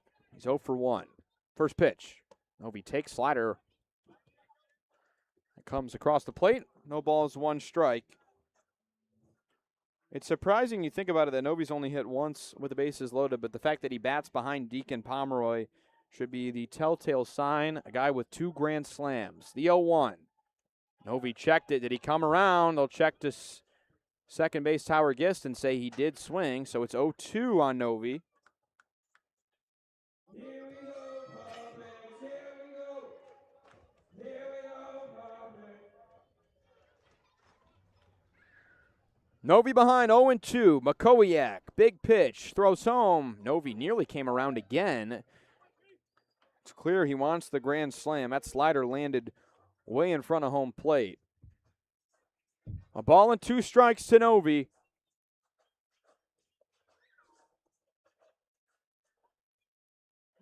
Two-run shot in the 4th. He's got the bases loaded here. Freehill at 3rd, Mitchell at 2nd. Pomeroy off of 1st. The 1-2. Novy gives it a ride down the 3rd baseline, foul. Trapped by one of the catchers out there, bullpen guy Benjamin Johnson. We'll do a 1-2 over again. 3 straight singles here in the 6th inning. Novy trying to make it 4 hits in a row. The 1-2. Novy taps one in fair play. It's a swinging bunt. Fielded, throw to first in time. A run comes in to score, and that's baseball. Burlington within 1. Novy goes from hitting a ball 440 feet to hitting a ball about 4 feet. But it gets a run in nonetheless, and Burlington now trails 4-3.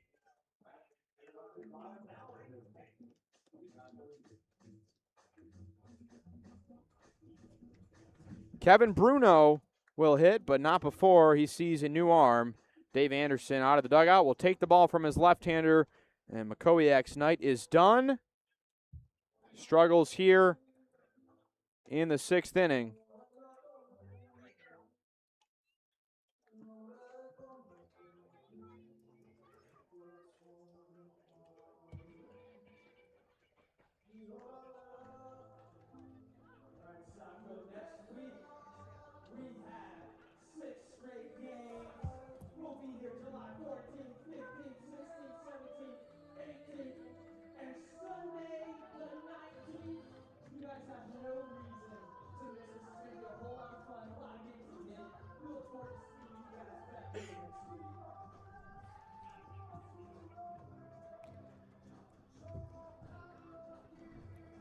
And the new arm for Johnson City, as the Doughboys are looking for quality innings from a new pitcher. When you're looking for quality service today, look no further than Quality Service Today, your trusted local experts. Quality Service Today is the go-to plumbing company in Mebane for the surrounding communities. Our qualified plumbers will take the time to listen to your concerns and work closely with you to come up with a plan that best meets your residential plumbing services and needs.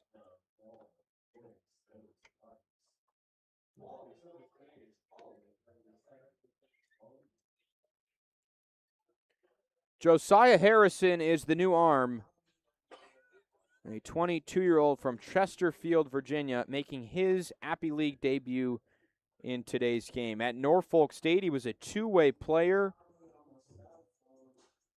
Started 36 games primarily as a hitter, but in his time on the mound, a 25.1 ERA.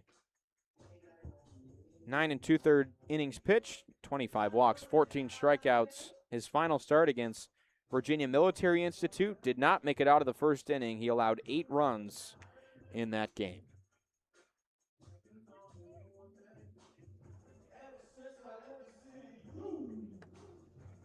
Spent time at Longwood his freshman year and Fayetteville Technical Community College, where he was a stout hitter, a 371 hitter there.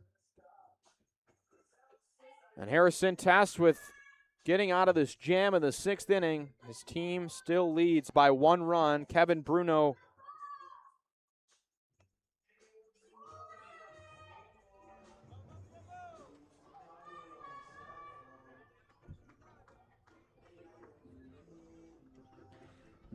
with a chance to give Burlington the lead. He had 2 RBI hits, 1 in each game.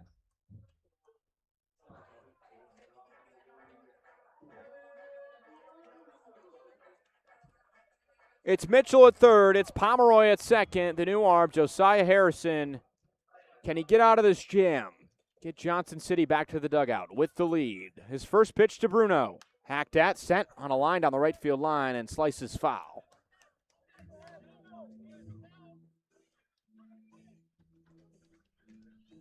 Bruno, a pair of strikeouts today. One of 4 Burlington players to strike out twice. Takes the 0-1 in the dirt for a ball. 1 ball, 1 strike. The first right-hander Burlington sees today.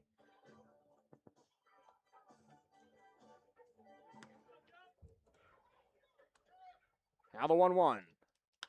Bruno hacks at it towards third, fielded, and Harrell throws across the diamond, ends the 6th frame. Burlington gets 1 back, still trails. We head to the 7th inning here at Burlington Athletic Stadium.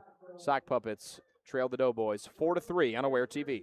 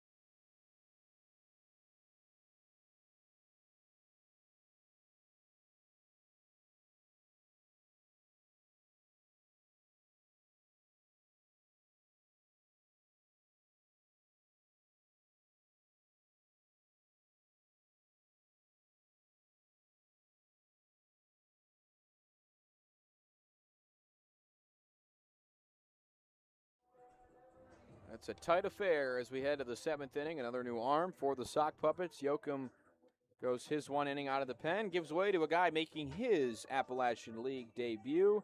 The Ravenscroft High School product out of Wake Forest, North Carolina. It's Will Eichler, pitcher from South Carolina Aiken. Tossed 12 2/3 innings and had 12 strikeouts.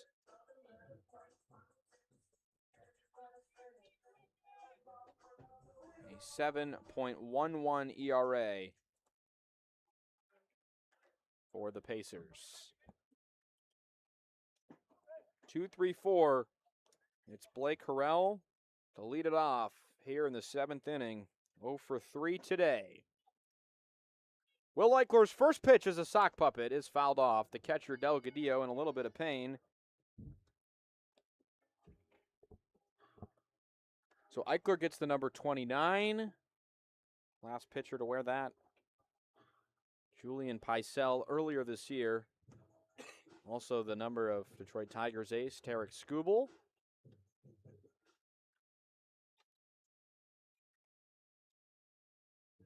Offsets his feet in a stretch stance from the right side. The 0-1. Grounded softly in front of home plate. Fielded. Eichler throw to first. In time on the lob to Pomeroy. Always tense up when your pitcher has to make a long throw on a ground ball. That one good for the first out here in the 7th. So Gabe Tanis led off the 6th. Johnson City had 8 guys hit last inning. He'll lead off. He'll bat second here in the 7th inning. Eichler tapped foul again. Delgadillo eating that one. Firing it back to the mound. Tanis 2 for 3 tonight with a single and a ball that was officially scored as a double on the ground to the shortstop Bruno on a high hop. Here's the 0-1. Eichler misses inside with it. Ricochets away off of Delgadillo's glove.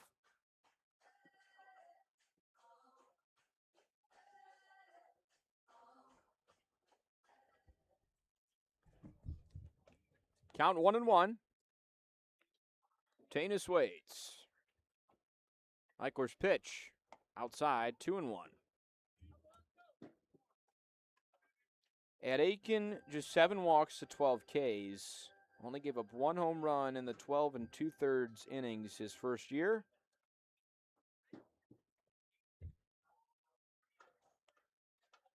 A 2-1.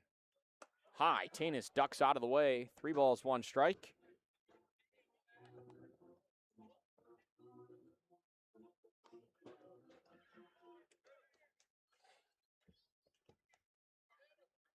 Activity in the Burlington bullpen. Tim Lawson begins to stretch and toss.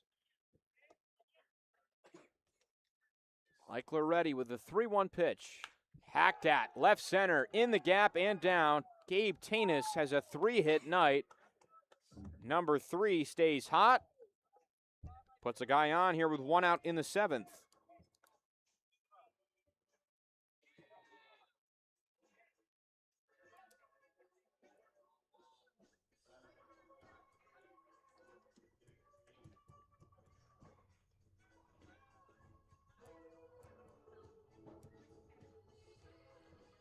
In stands Nate Eisfelder, hit by pitch on a 2-strike count his last AB. Came around to score a go-ahead run last inning.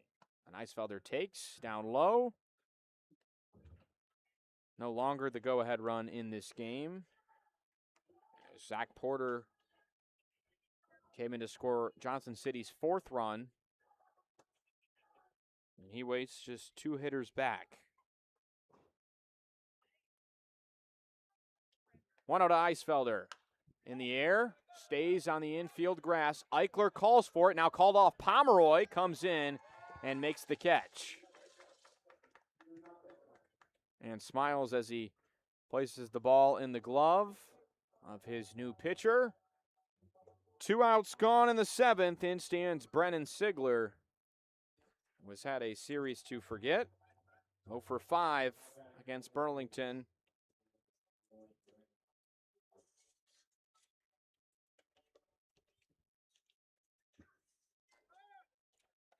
Quick throw over to first. Eichler checking on Tanis. Sigler 2 for 12 against Burlington this season. 2 RBIs in that Sunday win at their place. O.O. is fouled back.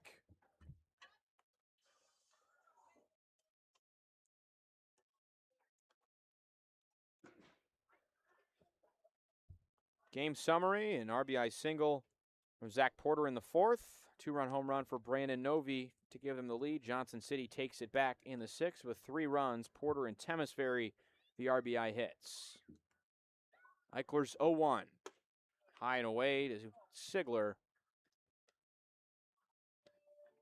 Burlington adds 1 more, an RBI ground out. Brandon Novi with all 3 runs hit in tonight.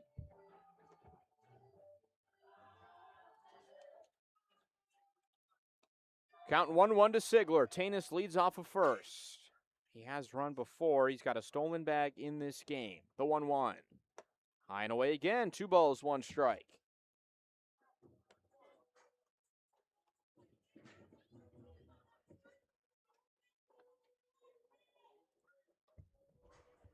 Eichler 6 balls, 6 strikes since entering the game out of the pen. Throws over to first on the quick move to try and check on Tanis. Dives back in safely. 4 runs, 9 hits, no errors for Johnson City. 3 runs on 5 hits, 1 error for the Sock Puppets tonight. The 2-1. Sigler hacks at it and sends this one high and sailing foul out of play. With a win tonight and the way the Pulaski game is going, Burlington can take sole second place, which means if the season ended today, they would play in the East Division Championship. Danville trails Kingsport. That would be a huge 4-game sweep for the Axemen over the Otterbots if that result holds. Eichler's 2-2. In the air, center field, shallow, long run. Minio ranging in. It lands in front of him. He'll throw to third. The throw to Novi. The tag, not in time. Tanis gets from first to third. Doughboys offense puts runners at the corners. The dugout fires up. The big hit from Brennan Sigler.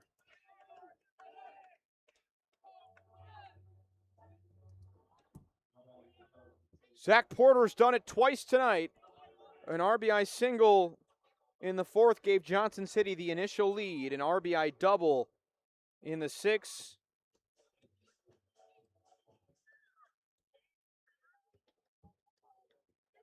Sent home another run.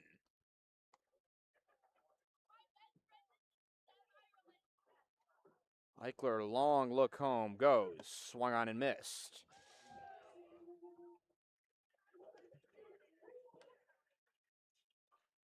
Zach Porter, 4 hits in this series. Chattanooga, Tennessee native, played at Wofford. 0-1. Swung on and missed again. Eichler digging deep. Can he get the final strike? Send Burlington into the stretch and give this lineup a chance to strike from behind once again. Sigler leads off of first. Eichler set, bounces, now comes set, throws home. Off the plate, Sigler grabs second on the delayed steal. Puts 2 guys in scoring position.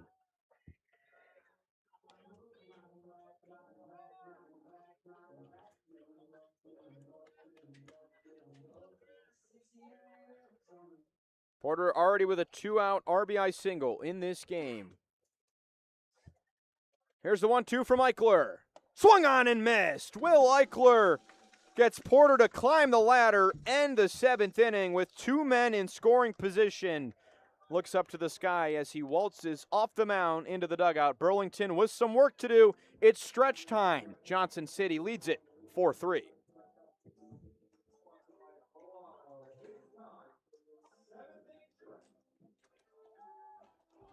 Save money and see your friends?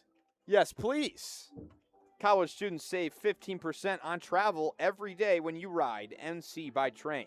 Enjoy convenient trips, comfy seats, free Wi-Fi, and power outlets at every seat to catch up on that classwork or your favorite binge-worthy show. With 10 trips daily between Charlotte and Raleigh and 7 stops in between, your travel possibilities are endless. Let NC by train, with 35 years of service and endless possibilities, be your choice.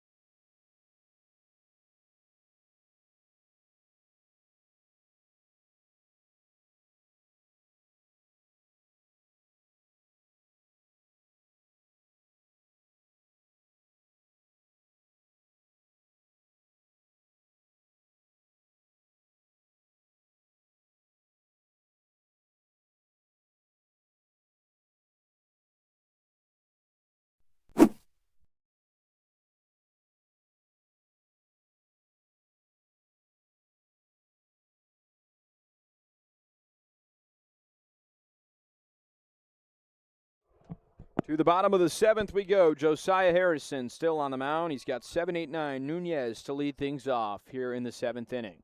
Swings at the first pitch, fouls it off his right side of his body. No balls, 1 strike.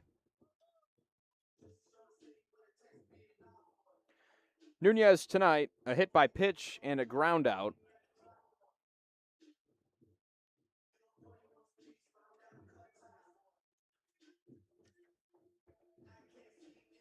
The Tar Heel 2 for 8 in this series. Had a 2-hit day on Sunday in Danville. 0-1 to Nunez. Outside, 1 ball, 1 strike. Well, he comes from a baseball family. It's not his dad, it's not his uncle, it's not his grandpa. It's his godfather, Rafael Furcal, the longtime shortstop in the major leagues of the St. Louis Cardinals. The 1-1. Nunez hacks at it, sends it foul. And gets one of the photographers after hitting the netting. Come to a screeching halt.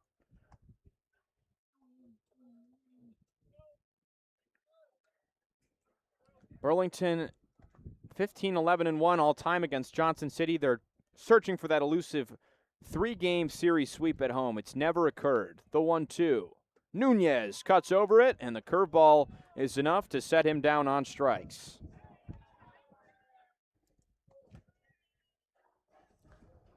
A 1 out in the 7th. In stands Moranto.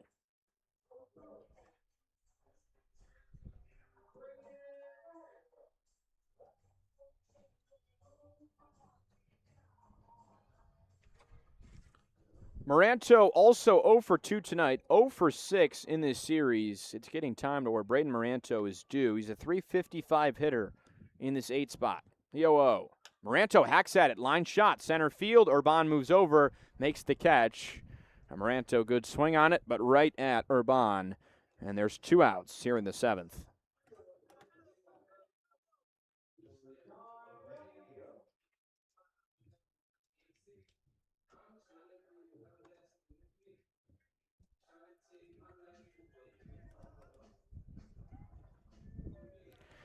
The 9-man John Delgadillo steps in. 2 strikeouts tonight.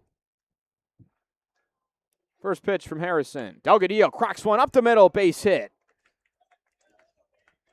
Sent Harrison stumbling out of the way. And a 2-out hit for Delgadillo keeps this inning alive. Sal Mineo is the go-ahead run.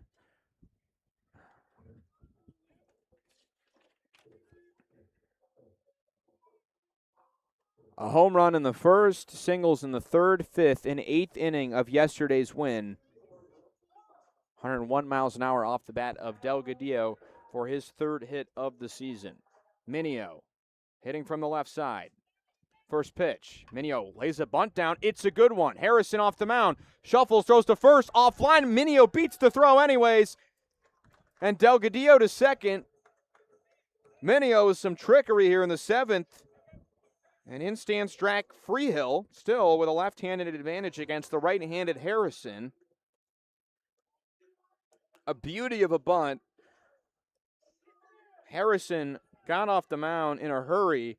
His feet were awry as he was making the throw. It was slightly offline. Walsh attempting to stay on the bag and secure it. First pitch to Jack Freehill. It's a fastball in there for strike one.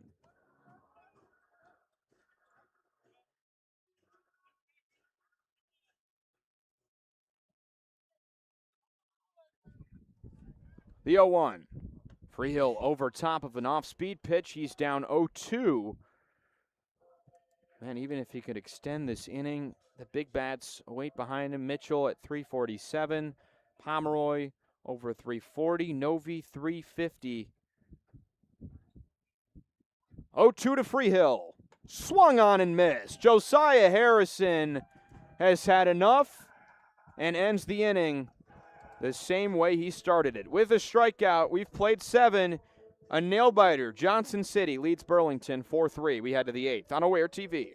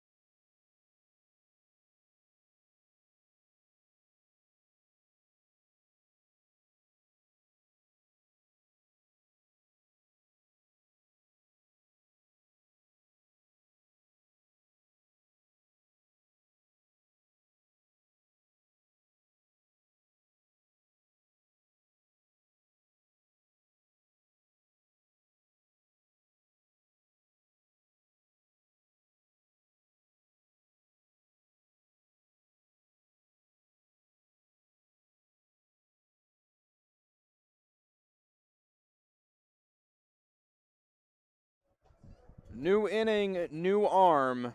Johnson City 4, Burlington 3. We welcome you back to the broadcast here in the top of the 8th inning. It's Tim Lawson, the left-hander, 6'5", 230 pounds, making his 6th appearance of the season.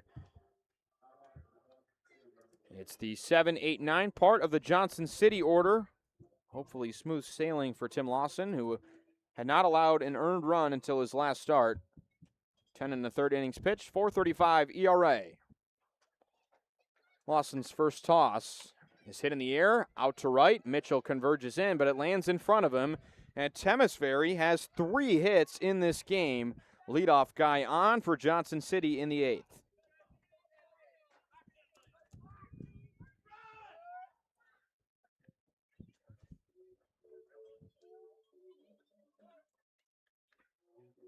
The win stands Patrick Walsh. Future Georgia Tech Yellow Jacket. Another lefty-on-lefty matchup for him today, and he eyes the first pitch fastball in there for strike one. Walsh, A swinging strikeout, a looking strikeout, and a ground out in today's game. And Bruno and Freehill pinch in the middle. Double play ball would suffice for Lawson here in the 8th. The 0-1. Swung on and missed. Worked inside with the fastball there. In on the hands.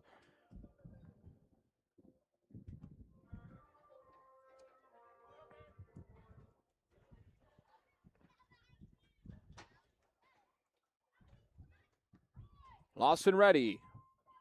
Delivers the 0-2. Low. Delgadillo traps it. 1 ball, 2 strikes. Lawson this season, 14 walks, 10 strikeouts. Only 1 start. It came on Sunday in Danville. She was the losing pitcher in that game. Lawson's 1-2. Outside with a slider. Make it 2-2. Bubba Sims stands in the bullpen. He appears to have the ball in the 9th.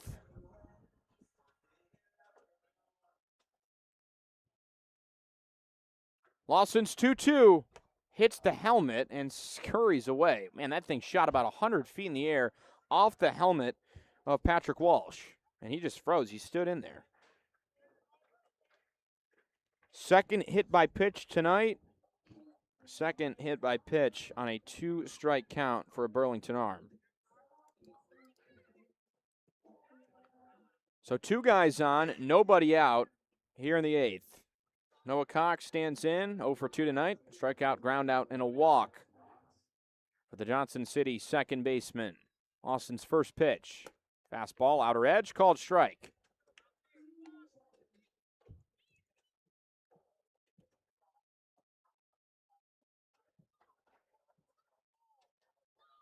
It's Temasveri at second, Walsh at first. The 0-1. In the air, shallow right field. Mitchell, long run, won't get there, lands in front of him, and he will have to eat it as he tosses it in to Pomeroy. Johnson City, with a couple of bloop singles and a hit by pitch, have loaded the bases with nobody out.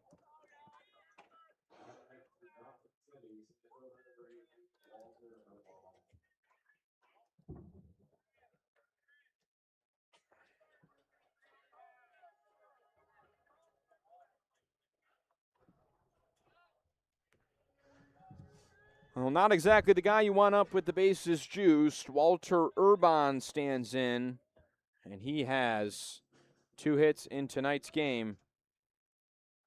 Just below 300 as a hitter. First pitch from Lawson. Inside, dusts him off the plate. 1 ball, no strikes.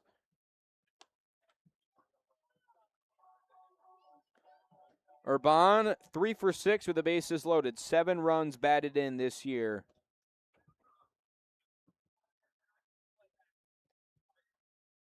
Lawson's 1-0. Grounded sharply towards third, foul.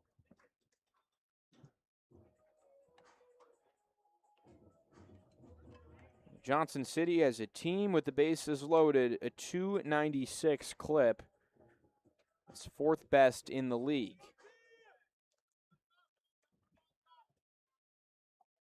Lawson comes set. Low on 1. Can't find the fastball on the inside part of the plate. Moves it to 2-1. Johnson City hasn't had an ideal start hitting-wise to July. They hit just .205, 54 points lower than any other squad. They have 11 hits tonight. Trying to cut into this game. That one lifted in the air. Pomeroy runs towards the first base gate, and it's out of play. Into the back row of the bleachers. Lawson gets it to 2-2. Urban 2 singles, a ground out, and a fielder's choice. 2 for 4 tonight.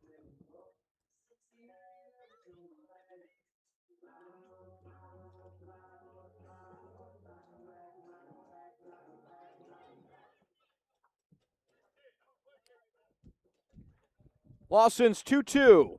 In the air, right field, should stay fair. Long run for Mitchell, and it eats him up, and it falls in play. Long throw into second. Bruno runs it down. In the end, it's just the 1 hit, or the 1 run that scores. It's a tough play in the short porch down there. Mitchell couldn't haul it in.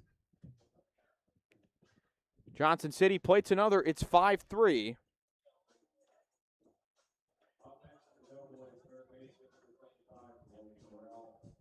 Still no one out here in this 8th.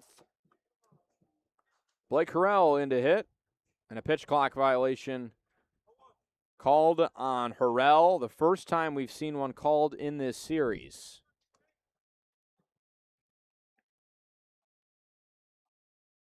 Here's the 0-1. Slider right down Broadway for strike 2. Lawson ahead.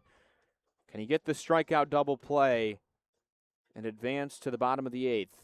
Unscathed from this moment on. The 0-2. Checked his swing. Delgadillo wants an appeal, doesn't win it. Instead, it's 1-2. No action in the Johnson City pen.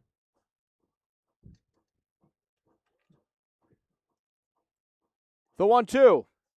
Tapped foul. Harrell having to extend to the outer half to get to that one. Harrell, fantastic night. Went 2 for 4 yesterday, but tonight he's 0 for 4, searching for a big hit here. Lawson's 1-2. Tapped foul again. He had an at-bat earlier in this game where he did the same thing. Fouled off 4 straight pitches. Well, the main attraction on this Johnson City team out of the bullpen is Justin Smar, a switch pitcher. And they're running out of time to get him an inning in this series. Lawson's 1-2. Swung on and missed. Tim Lawson blows one by him. Gets Harrell to chase downstairs.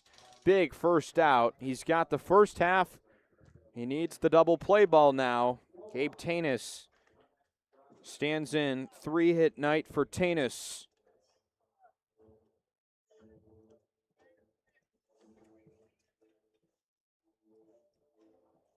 Oh for 6 in the first 2 games of the series. Tanis has since flipped it around in a big way. Lawson's first deal. Low and inside with a breaking pitch.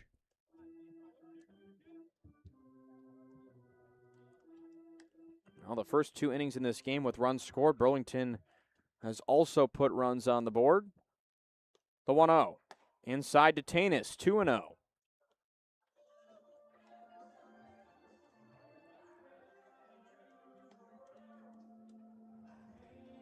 Lawson, a big deep sea fisher, took another pitcher on this team, Lawson McLeod. Deep sea fishing last week, 2-0. Outside again, make it 3-0.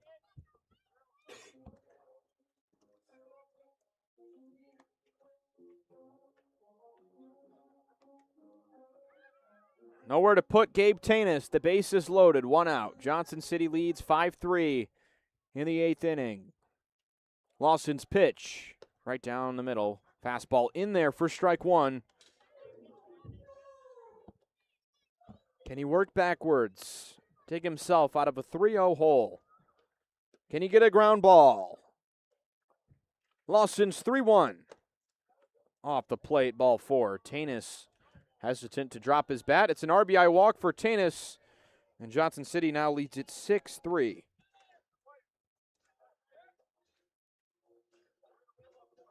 And that'll bring Dave Schmidt out of the dugout to check on Tim Lawson. Take a quick break here. Johnson City 6-3 lead over Burlington here in the 8th.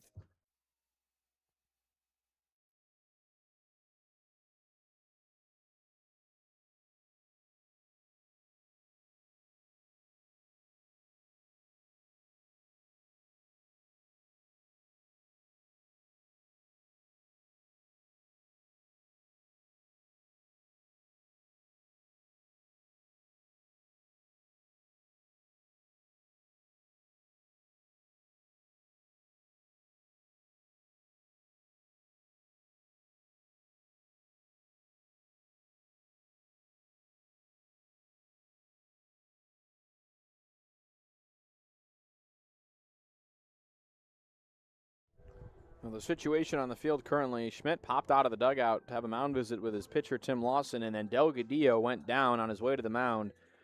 Looks like some sort of dehydration or cramping as he's crouched down on the infield grass.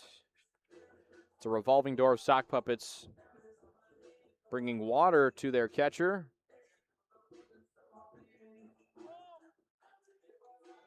Kettleton out there, Julio Mar Campos out there, along with the trainer Megan Maxwell.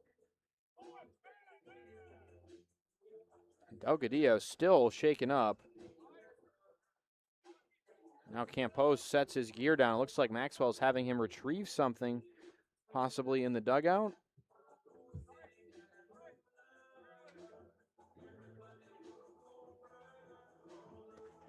Munoz is hanging out in the bullpen today. He's the emergency catcher. Now he takes his hat off. Could they make a catching switch here?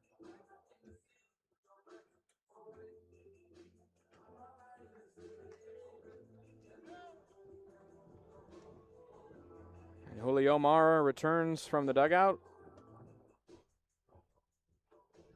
with something. I know they gave us Miracle Pickle Juice. It looks to be what that is.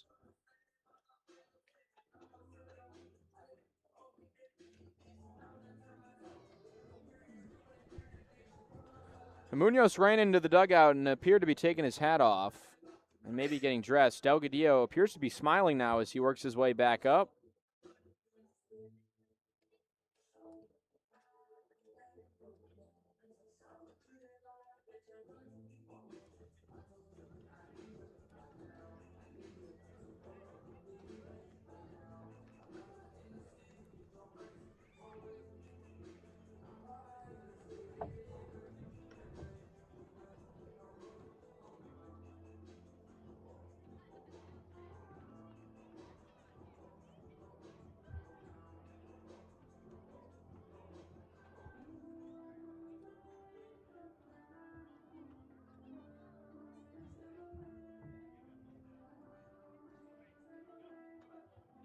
It looks like Tettleton is going to make a switch here as he pointed to the dugout.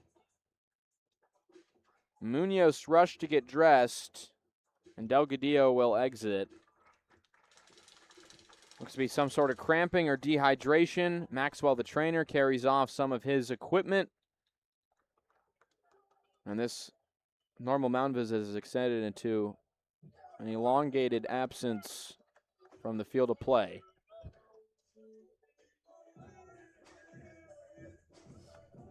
The Delgadillo pops a squat on the bench. Munoz emerges from the dugout, and he will be the new catcher.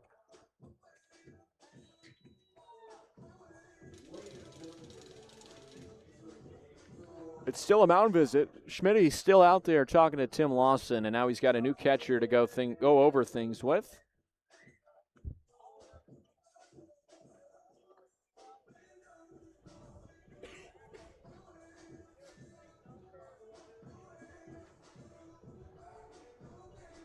So Schmidt makes his return to the dugout. Lawson chops things up with Munoz, who returns to home plate.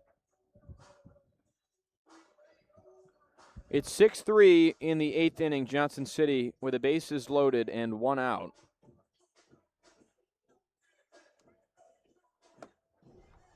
Lawson will get 2 warm-up pitches.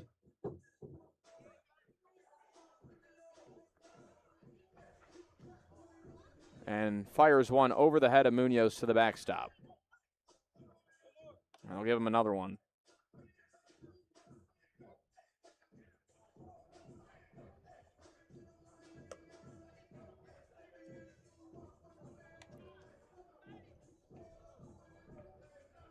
Johnson City, a chance to really cut into this lead and a chance to tie the season series at 3 games each.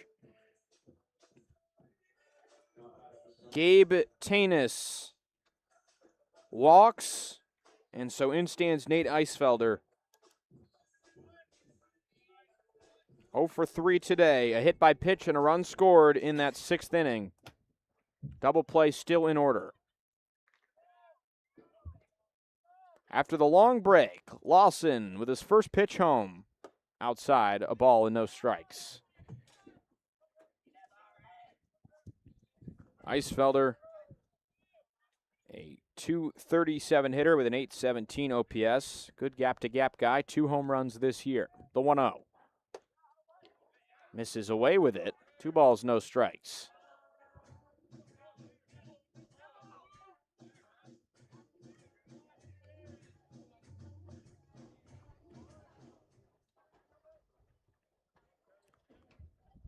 Lawson delivers a 2-0. Hacked at. Down the left field line. Fair ball to the corner. It goes.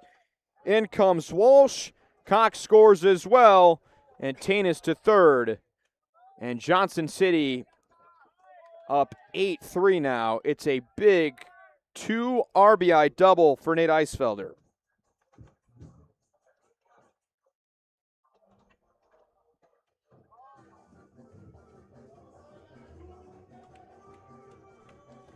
That ends the day for Tim Lawson. Bubba Sims, the right-hander, is the new man to pitch for Burlington. They trail 8-3 here on Aware TV.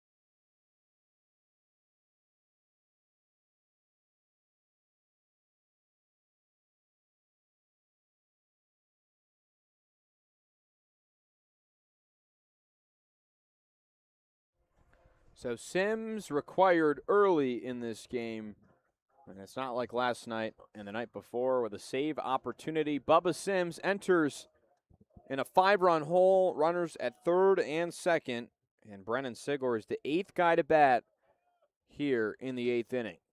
Infield in for Burlington. Sims' first pitch, outside.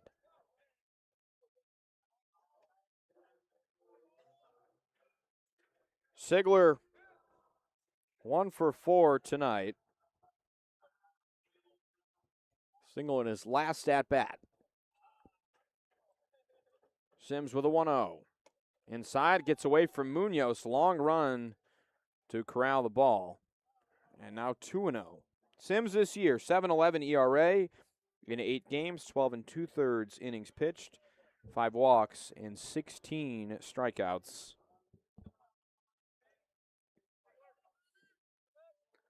Was solid against Danville on Sunday, recorded 8 straight outs entering out of the pen. Sims 2-0. Hacked at, sent on a line into right center field. Another hit, Sigler rounds first.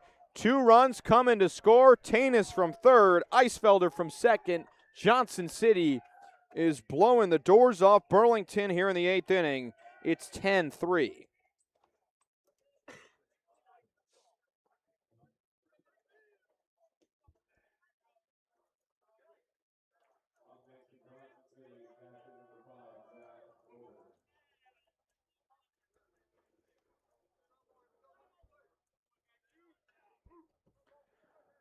So a 7-run lead, the largest of the season for Johnson City in this series. Burlington won by 9 on Saturday. It's the first pitch away to Zach Porter.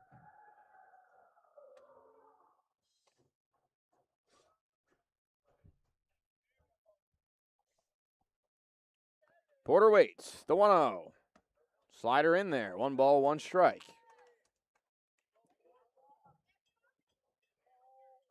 After today, Burlington hits the road, takes on the Bluefield Ridge Runners for the first time, a 3-game set. 1-1 grounded, could be a double play. Deep in the hole, Novi to second for 1, Freehill to first. Pomeroy's scoop lands in between his legs. Great defensive play to hold that from going behind him. They get the force out at second.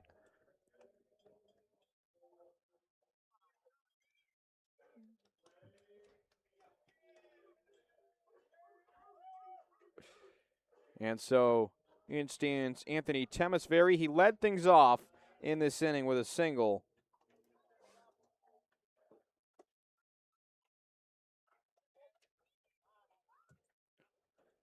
Sims' first pitch. Outside, Munoz tries to pick it out of the dirt. 1 ball, no strikes. Temesveri tonight, he enters play with a 129 batting average. He's all the way up to 200. A 3-hit night, 2 RBI, and 1 run. The Columbia catcher trying to get his 4th hit.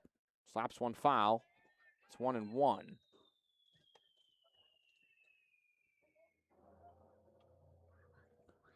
Brennan Sigler with 2 hits tonight as well. Johnson City has 15 hits, trying to equal what the Sock Puppets did last night, post 17 in the win. The 1-1. Grounded towards short, deep in the hole. Bruno with a backhand, long throw to first, off the base. Did Pomeroy tag him? He did. Well, the best way to pop off first base after a tag play is to act like you got him, even if you didn't. Pomeroy did just that. Johnson City scores 6 in the 8th inning. Burlington needs a miracle. They've got 6 more outs to work with. They trail 10-3 here on Aware TV.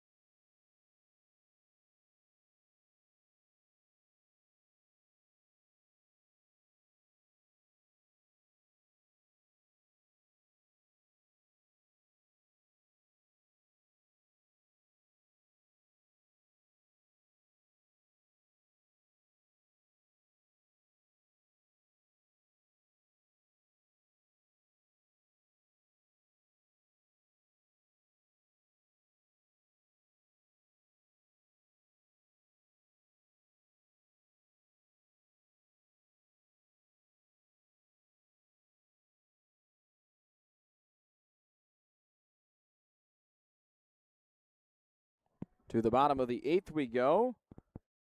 Devin Mitchell to lead things off against Josiah Harrison. Mitchell 1 for 3 in tonight's game. Can he spark a rally in the 8th? First pitch misses off the plate. A ball and no strikes.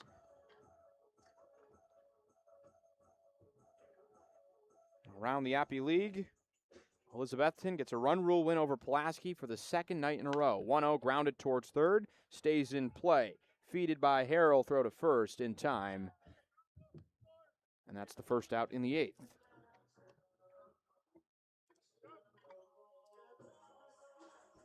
Bluefield leads Greenville 12-9 in the 7th inning. It was a 7-run second inning, a grand slam by Matthew Robaugh, West Virginia player for the Ridge Runners. 0-0 to Pomeroy. Hacks at it, grounds it. This one gets fouled down the third base line. That result, not as important. Bluefield still a little bit behind in the East. Be 2 straight days with wins for the Ridge Runners. The more important result, Kingsport up 10-5 over Danville, trying to get a 4-game sweep of the league best Otterbots. 0-1 to Pomeroy. Swings right through it. 0-2. That Otterbots team will no longer be league's best because Elizabethton is at 17-12 now. Pomeroy waits. Here's the 0-2. Lined off the glove into left field. Pomeroy thinks extra bases. Rounds first hard into second. Deacon Pomeroy has a 3-hit night, and Burlington tries to get something going here in the 8th.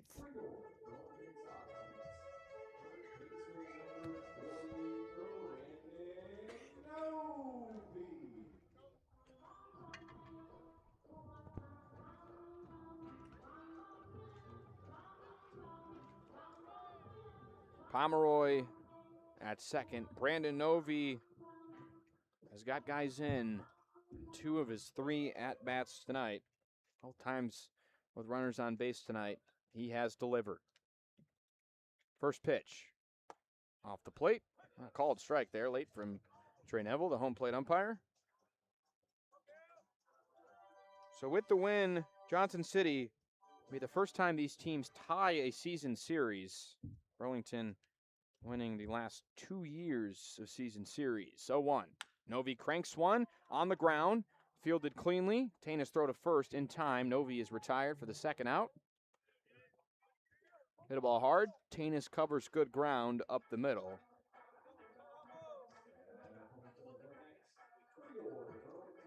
That's 2 outs in the 8th.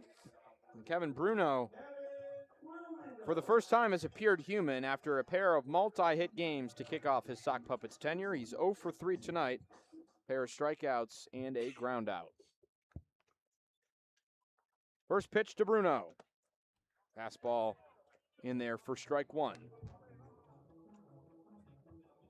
Bruno entered today, 500 hitter, 1431 OPS, and has since climbed back down to earth. The 0-1. Bruno rockets one, up the middle, good ground. Tanis spins, throws to first. Oh, what a play! Gabe Tanis gets a round of applause from his pitcher, Harrison. Saves a run on the spinning throw to first. Ends the 8th inning with a web gem. To the 9th we go. Burlington in a 10-3 hold at Johnson City. 1 more to go here at Burlington Athletic Stadium. You're watching the Burlington Sock Puppets on Aware TV.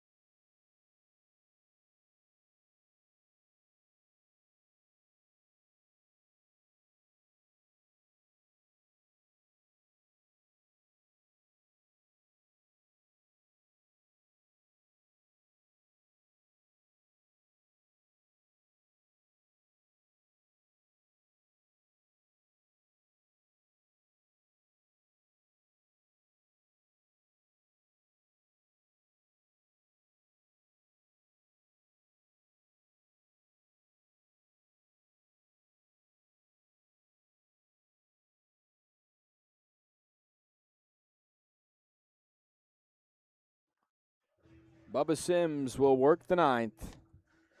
This game already well out of reach.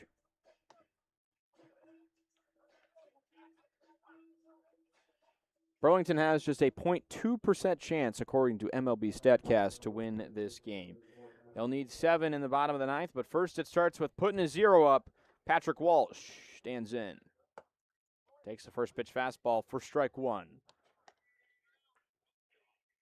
And Patrick Walsh, a 19-year-old, finished his freshman year at the Naval Academy, 0 for 3 in tonight's game. 0-1. Walsh eyes a slider inside to make it 1-1. Was hit by a pitch in last inning's 6-run rout.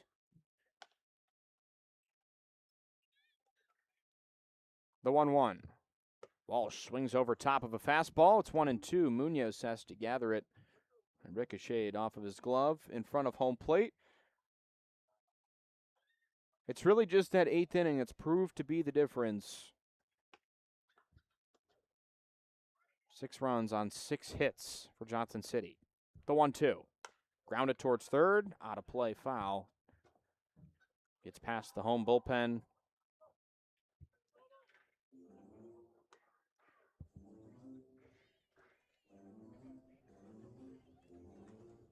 Sims ready.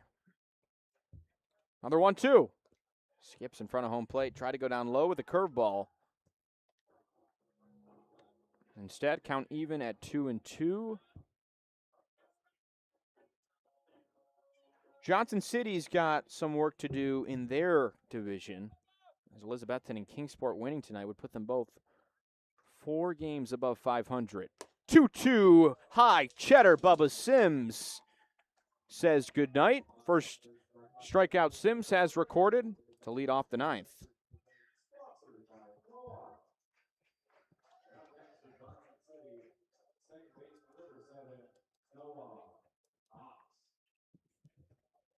So Noah Cox digs in here with 1 out in the ninth. 1 for 3 in tonight's game. He's reached base safely all 3 games this series. Hit safely in all 3 as well. 0-0 is a fastball from Sims that catches the outside corner.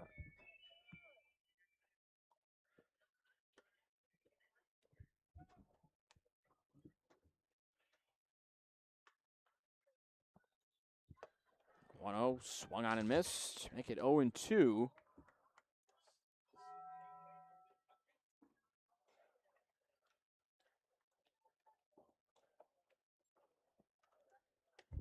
Sims comes set, ready with an 0-2 pitch. Throws to Cox. Didn't chase it. Wanted the same strikeout pitch he got on Patrick Walsh. A 92-mile-an-hour fastball, chin music.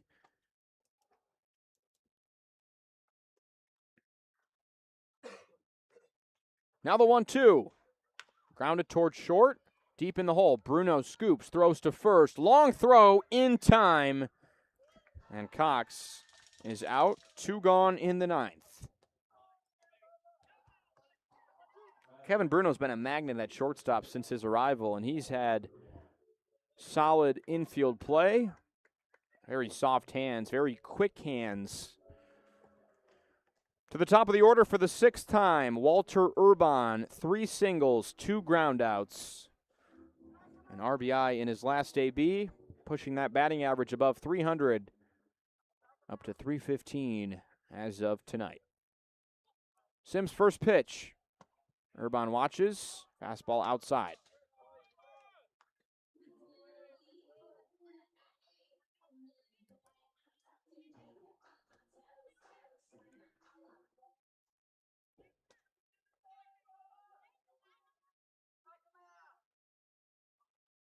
Sims ready to deliver. The 1-0. High again. 2 balls, no strikes. First pitch caught the corner. No call from Neville.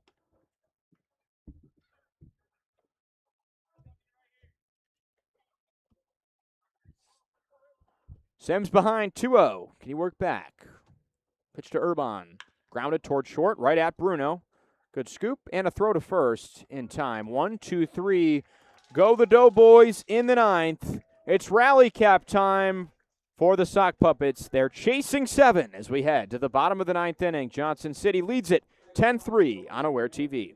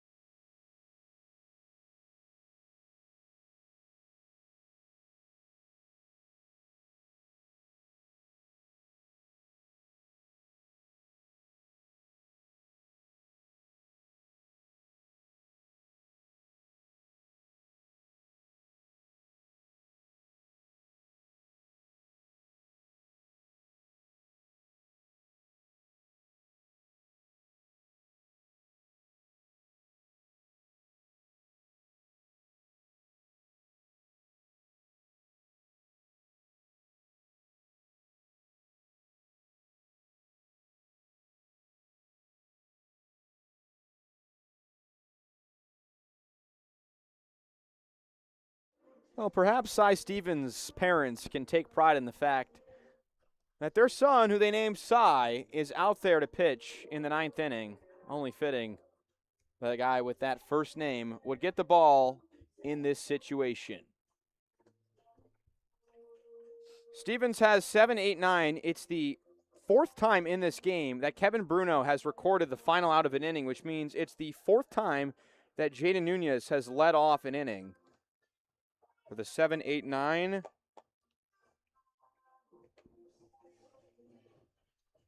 Burlington scored 8 once this inning. It was against Pulaski last Tuesday, a 16-7 win.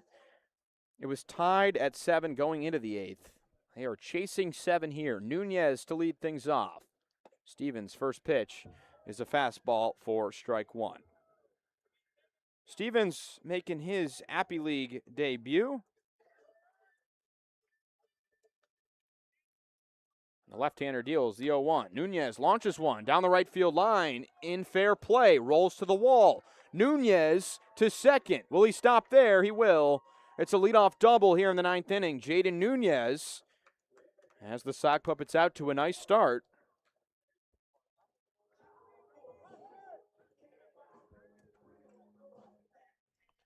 Stevens lefty from Knoxville, Tennessee. Played at Oak Ridge High School. And another kid on this team played at Walters State Community College, a redshirt year, did not pitch as a freshman.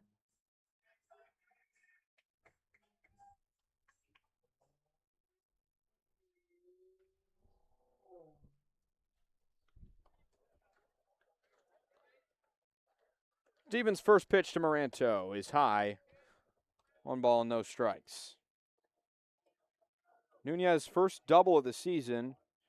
Picks up a triple before a double. The speedster stands at second. Moranto waits. Stevens 1-0. Inside, called strike on the fastball from Stevens. Turns the dial up to 87.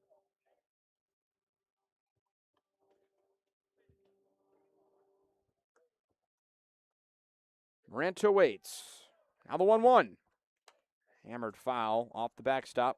Munoz has grabbed a bat. He entered the game as the catcher. He'll have an at-bat in this 9th inning, regardless of what Moranto does. Moranto 0 for 3 tonight. A pair of air outs and a ground out. The 1-2. Outside. What is at risk for Braden Moranto? Oh, it's home game number 12 for Burlington in this Appy League season, not counting the game that's suspended with Greenville. Moranto has reached base in every home game. Now the 2-2. Slaps one towards the third base side. Tracing out of play. Lands in the top row of the bleachers.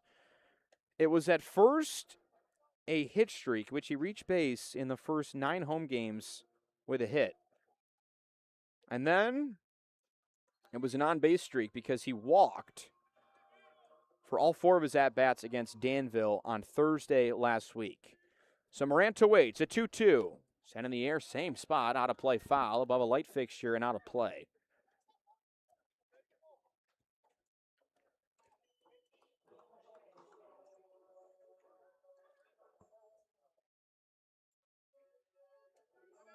And 0 for 7 in this series.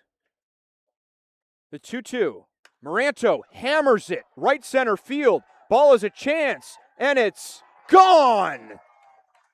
Braden Moranto keeps the streak in a huge way. The second big fly for Burlington tonight puts them within 5. It could be a magical night. Moranto's second home run of the season.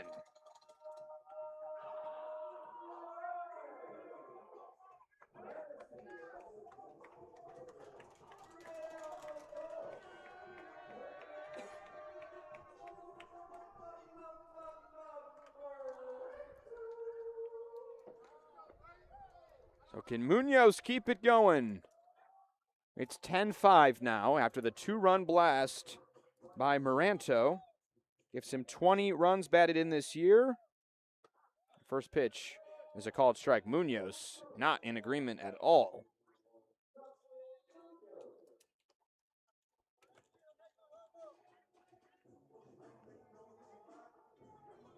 0-1. Down in the dirt. 1 ball, 1 strike. Munoz does the courtesy, goes and collects the baseball. That pitch was quite a few inches inside. 256 hitter Munoz is. He does have a home run at home this year. The 1-1. Up high. Gets past the catcher. Porter to the backstop.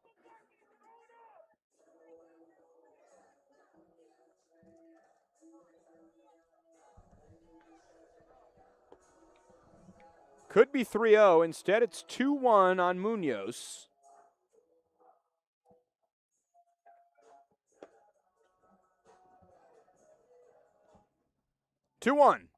Munoz taps one foul off the backstop. And the ball lands right on top and rests on the pole.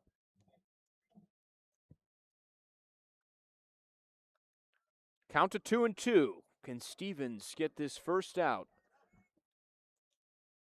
The 2-2. Up high, Munoz didn't chase. He wanted to. Held back at the last second. Instead, it's 3-2. Pair of lefties wait on deck in the hole. Mineo and Freehill. 3-2 from Stevens. Outside, ball 4. Munoz works a walk. Still no one out in the 9th inning.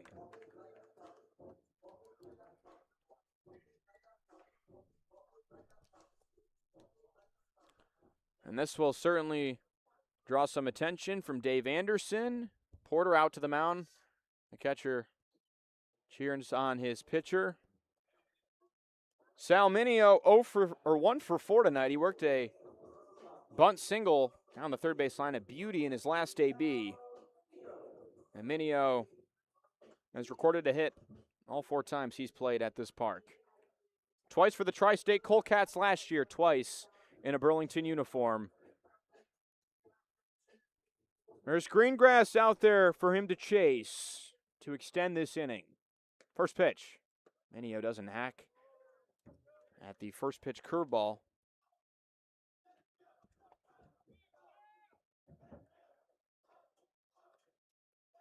Newest Virginia Cavalier. Mineo waits. 1-0. Away. Called strike. 1-1. Freehill on deck. 1 for 4. Then Mitchell, Pomeroy, Novi. The sock puppets can stretch it that far. 1-1. Mineo doesn't offer at it. It's off the plate. 2 balls, 1 strike. He's very patient in his approach. It was a first-team All-Appy League selection a year ago. The 2-1. Mineo hacks at it and sends one off the netting. 2 balls, 2 strikes.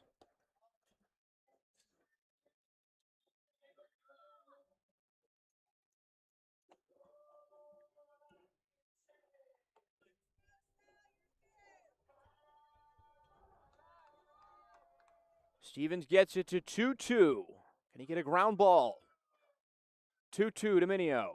Off the plate, 3 balls, 2 strikes. That was a close take. Mineo knows the zone. And how about this paint? If you look at the StatCast, he's put 1 pitch in each corner of the zone. That one upstairs. 3-2 to Mineo. Up high, ball 4. Burlington has 2 guys on. Nobody out here in this 9th inning. Back-to-back walks. Dave Anderson continues to pace in front of his dugout. And currently getting loose in the bullpen is the switch pitcher Justin Smar. In the low 90s from both ways. And now the pitching coach, Reed Casey, wants to chat. We'll take a trip around the Appy League as we wait. Kingsport has gone final. They beat Danville 10-5. It's a 4-game sweep, the Axemen over the Otterbots. At 5 1/3 innings from Freddie Benavides Jr. And a home run in the 7th inning A 4-hit night for Miles Davis. Quick visit. Quickly off the mound. Reed Casey. Jack Freehill in a big spot here.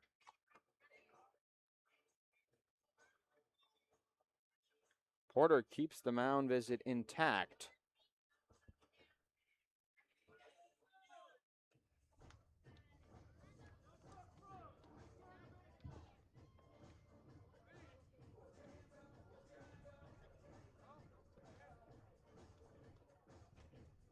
Well, the fans that look on from the bullpen and right field, from the third base, home plate grandstand, the first base side, could they witness history?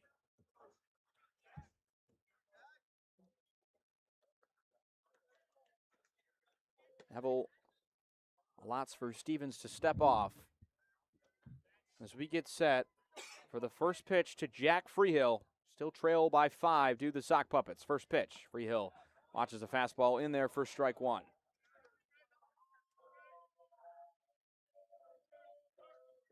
Moranto a 2-run home run. Munoz and Minio a pair of walks here in the 9th. The 0-1. Freehill takes. Fastball called strike.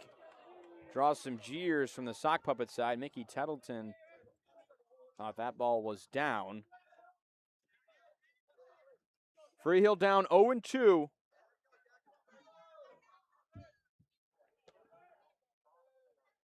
Now the 0-2. Freehill doesn't chase it. Slider off the plate. And that pitch was down, the 0-1.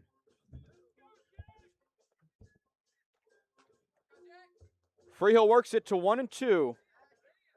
That his first hit of his Appy League career in the 6th. Now 1-2 to Freehill. Another slider. Kind of rainbows in there, misses downstairs. 2-2 is the count to Freehill. All spin in this at-bat. A pair of sliders with a pair of curveballs.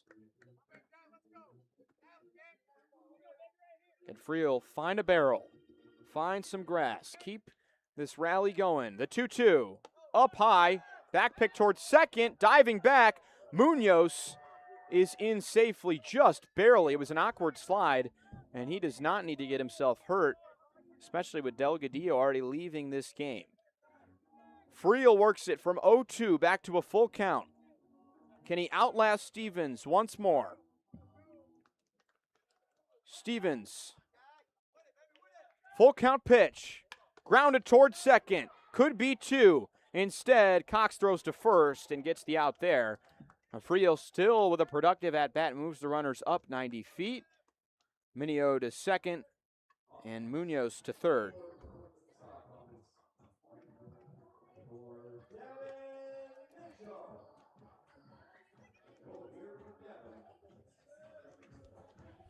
Dave Anderson out of the dugout. That will end the day.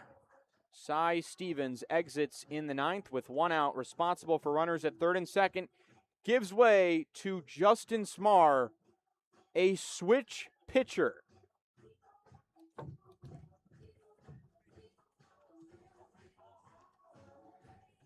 Smar got his first outing on Sunday against Kingsport, went 2 1/3 solid innings.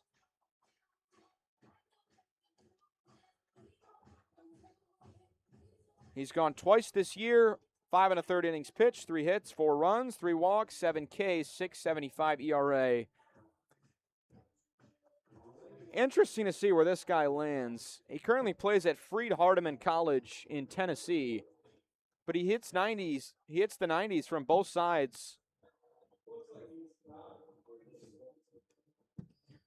So he'll throw right-handed in all likelihood to finish this game. He'd have to get all the way to Braden Moranto, who was the second hitter in this inning, to go to the left side. Maybe a strategic play there.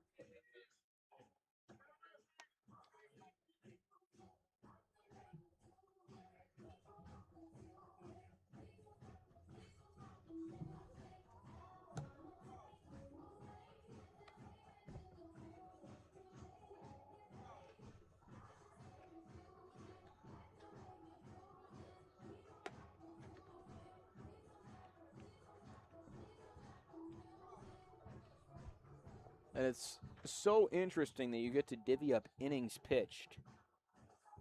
Left-handed and right-handed for Justin Smar.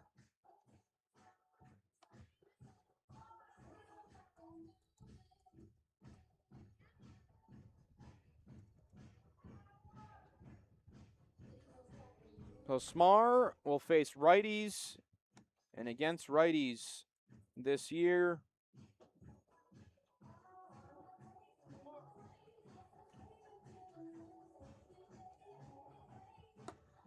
he's recorded the bulk of his outs. He has a .75 whip, 2 hits allowed, 1 was a home run, 1 walk, 7 strikeouts, 143 opponent batting average.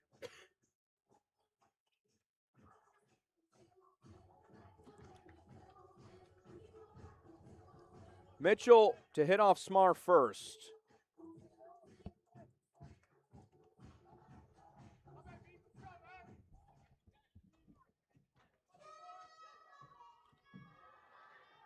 Smar from the right side to Mitchell, who hits from the right side. First pitch. Mitchell swings over top of a fastball, down 0-1. Right now, Novi is the tying run in the hole if Mitchell and Pomeroy can reach. 88 on the fastball on the first pitch from Smar. 0-1.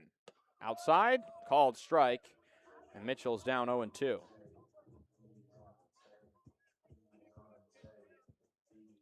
Munoz at third, and Minio at second. 0-2. Mitchell, check swing, gets foul. Just trying to fight it off and stay alive.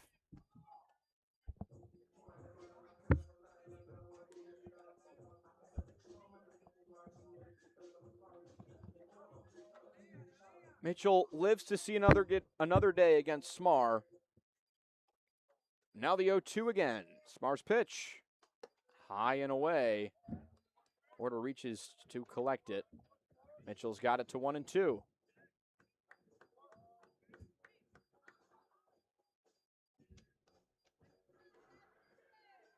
Mitchell set in his stance. Smar with a 1-2. Hit in the air, right field, shallow, long run. If this is fair, it's going to be trouble, and it is. Hits the dirt and rolls over the fence, so Minio will score on a ground rule double to plate 2 more. Devin Mitchell has Burlington down by just 3. Eisfelder was playing in the right center field gap. It was a long run to go get it. He had no chance if that ball was fair, and it was.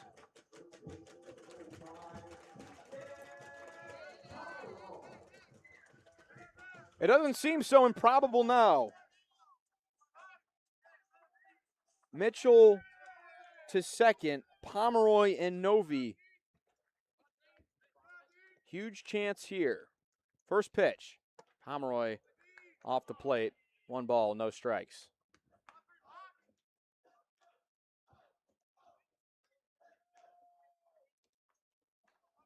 The 1-0.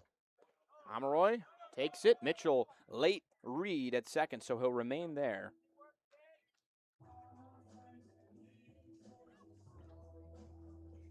(10-7) is the score in the bottom of the 9th inning.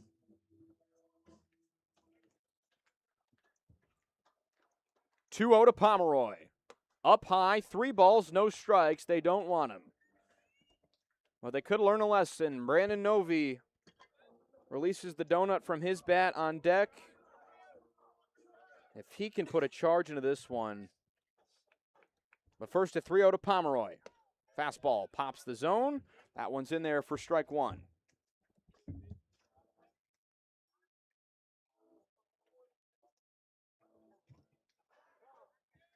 Pomeroy steps out. Burlington and Johnson City played on July 4th last year. The Doughboys led 5-0 in that game, but it was Burlington that won it 11-6. 3-1 to Pomeroy. Outside, lost in ball 4, and Burlington has a tying run stepping up to the plate. It's a full-scale collapse for Johnson City right now. Can they stop the bleeding? Gary Thurman out of the dugout puts his outfield into no doubles defense. reporter out to encourage Justin Smar. Brandon Novi tonight, a 441-foot home run to deep left field in the 4th inning. Can he replicate it? It would give him the all-time single-season collegiate record for the Burlington Sock Puppets. Already leads the league with 8 bombs. Steps in. First pitch from Smar. Off the plate, 1 ball, no strikes. Smar goes off speed. Novi sees a lot of spin.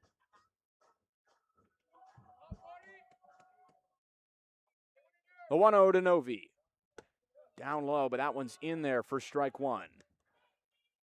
Smar evens the count at 1-1.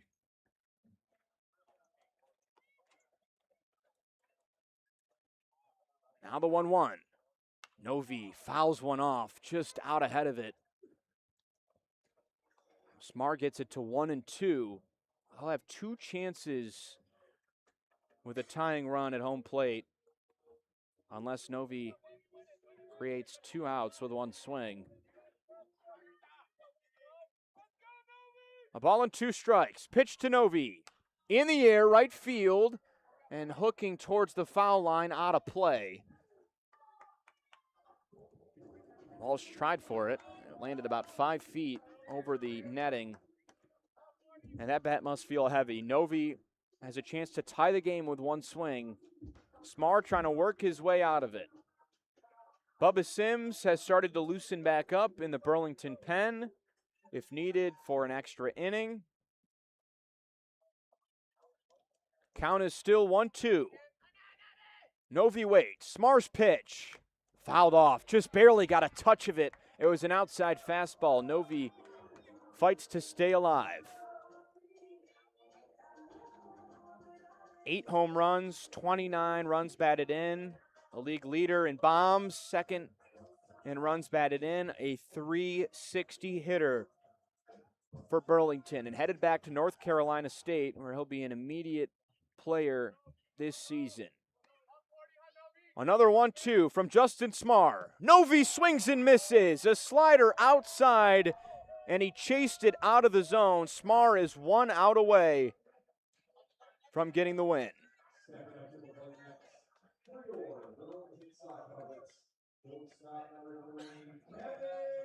So Kevin Bruno stands in. He's the last chance here in the bottom of 9.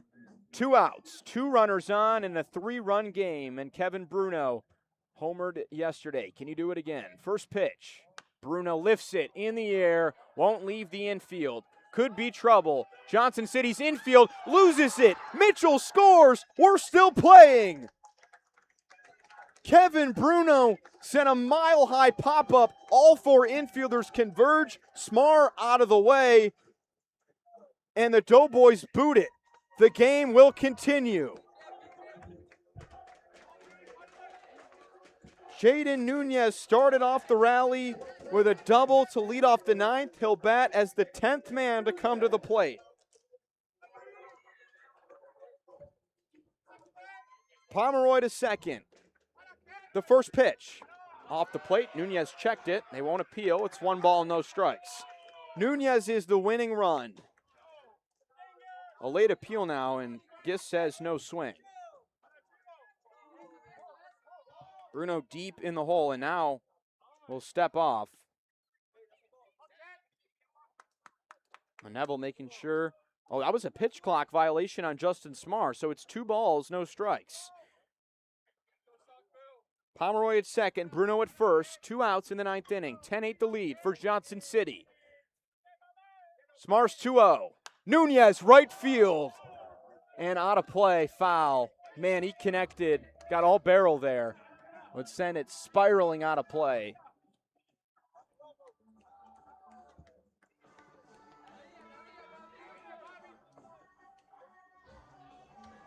Well, he's the only active player in the Appalachian League to have a hit in the College World Series this season. The 2-1. Outside slider called strike 2. Burlington down to its final strike. They've come this far. 5 runs in the 9th inning to make this even a game. Can Nunez create a vintage moment? The 2-2. Lifted in the air. Right field. Back towards the wall. To the track. And caught 10 feet away from a walk-off home run. Eisfelder snags it. Johnson City wins. The wind was blowing out at the start of the game. It died down. It could have been the difference. Might have been a home run at the start of the game. Instead, it's a long third out to end this series. Johnson City wins it. A thriller, a near collapse. It's 10-8, the final score.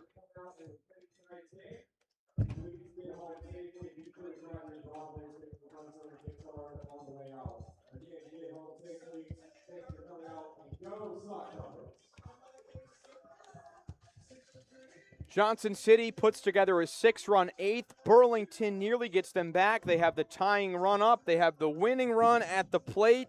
And the Dreams crushed on a deep fly out to right field. That ends the series. Burlington and Johnson City split. Johnson City wins in Tennessee. Burlington wins in North Carolina. And Burlington falls to 12-15 on the year. Still tied for second with Pulaski. And we'll head to Bluefield for a 3-game set that begins tomorrow at 7 p.m. That'll just about wrap up our coverage, but stay tuned next week, a 6-game week, 3 against Kingsport, 3 against Bluefield. You won't want to miss it. For my producer, Thomas Leffler, Josh Rothard signing off here in Burlington, North Carolina. 10-8 the final. Johnson City gets the win here on Thursday night.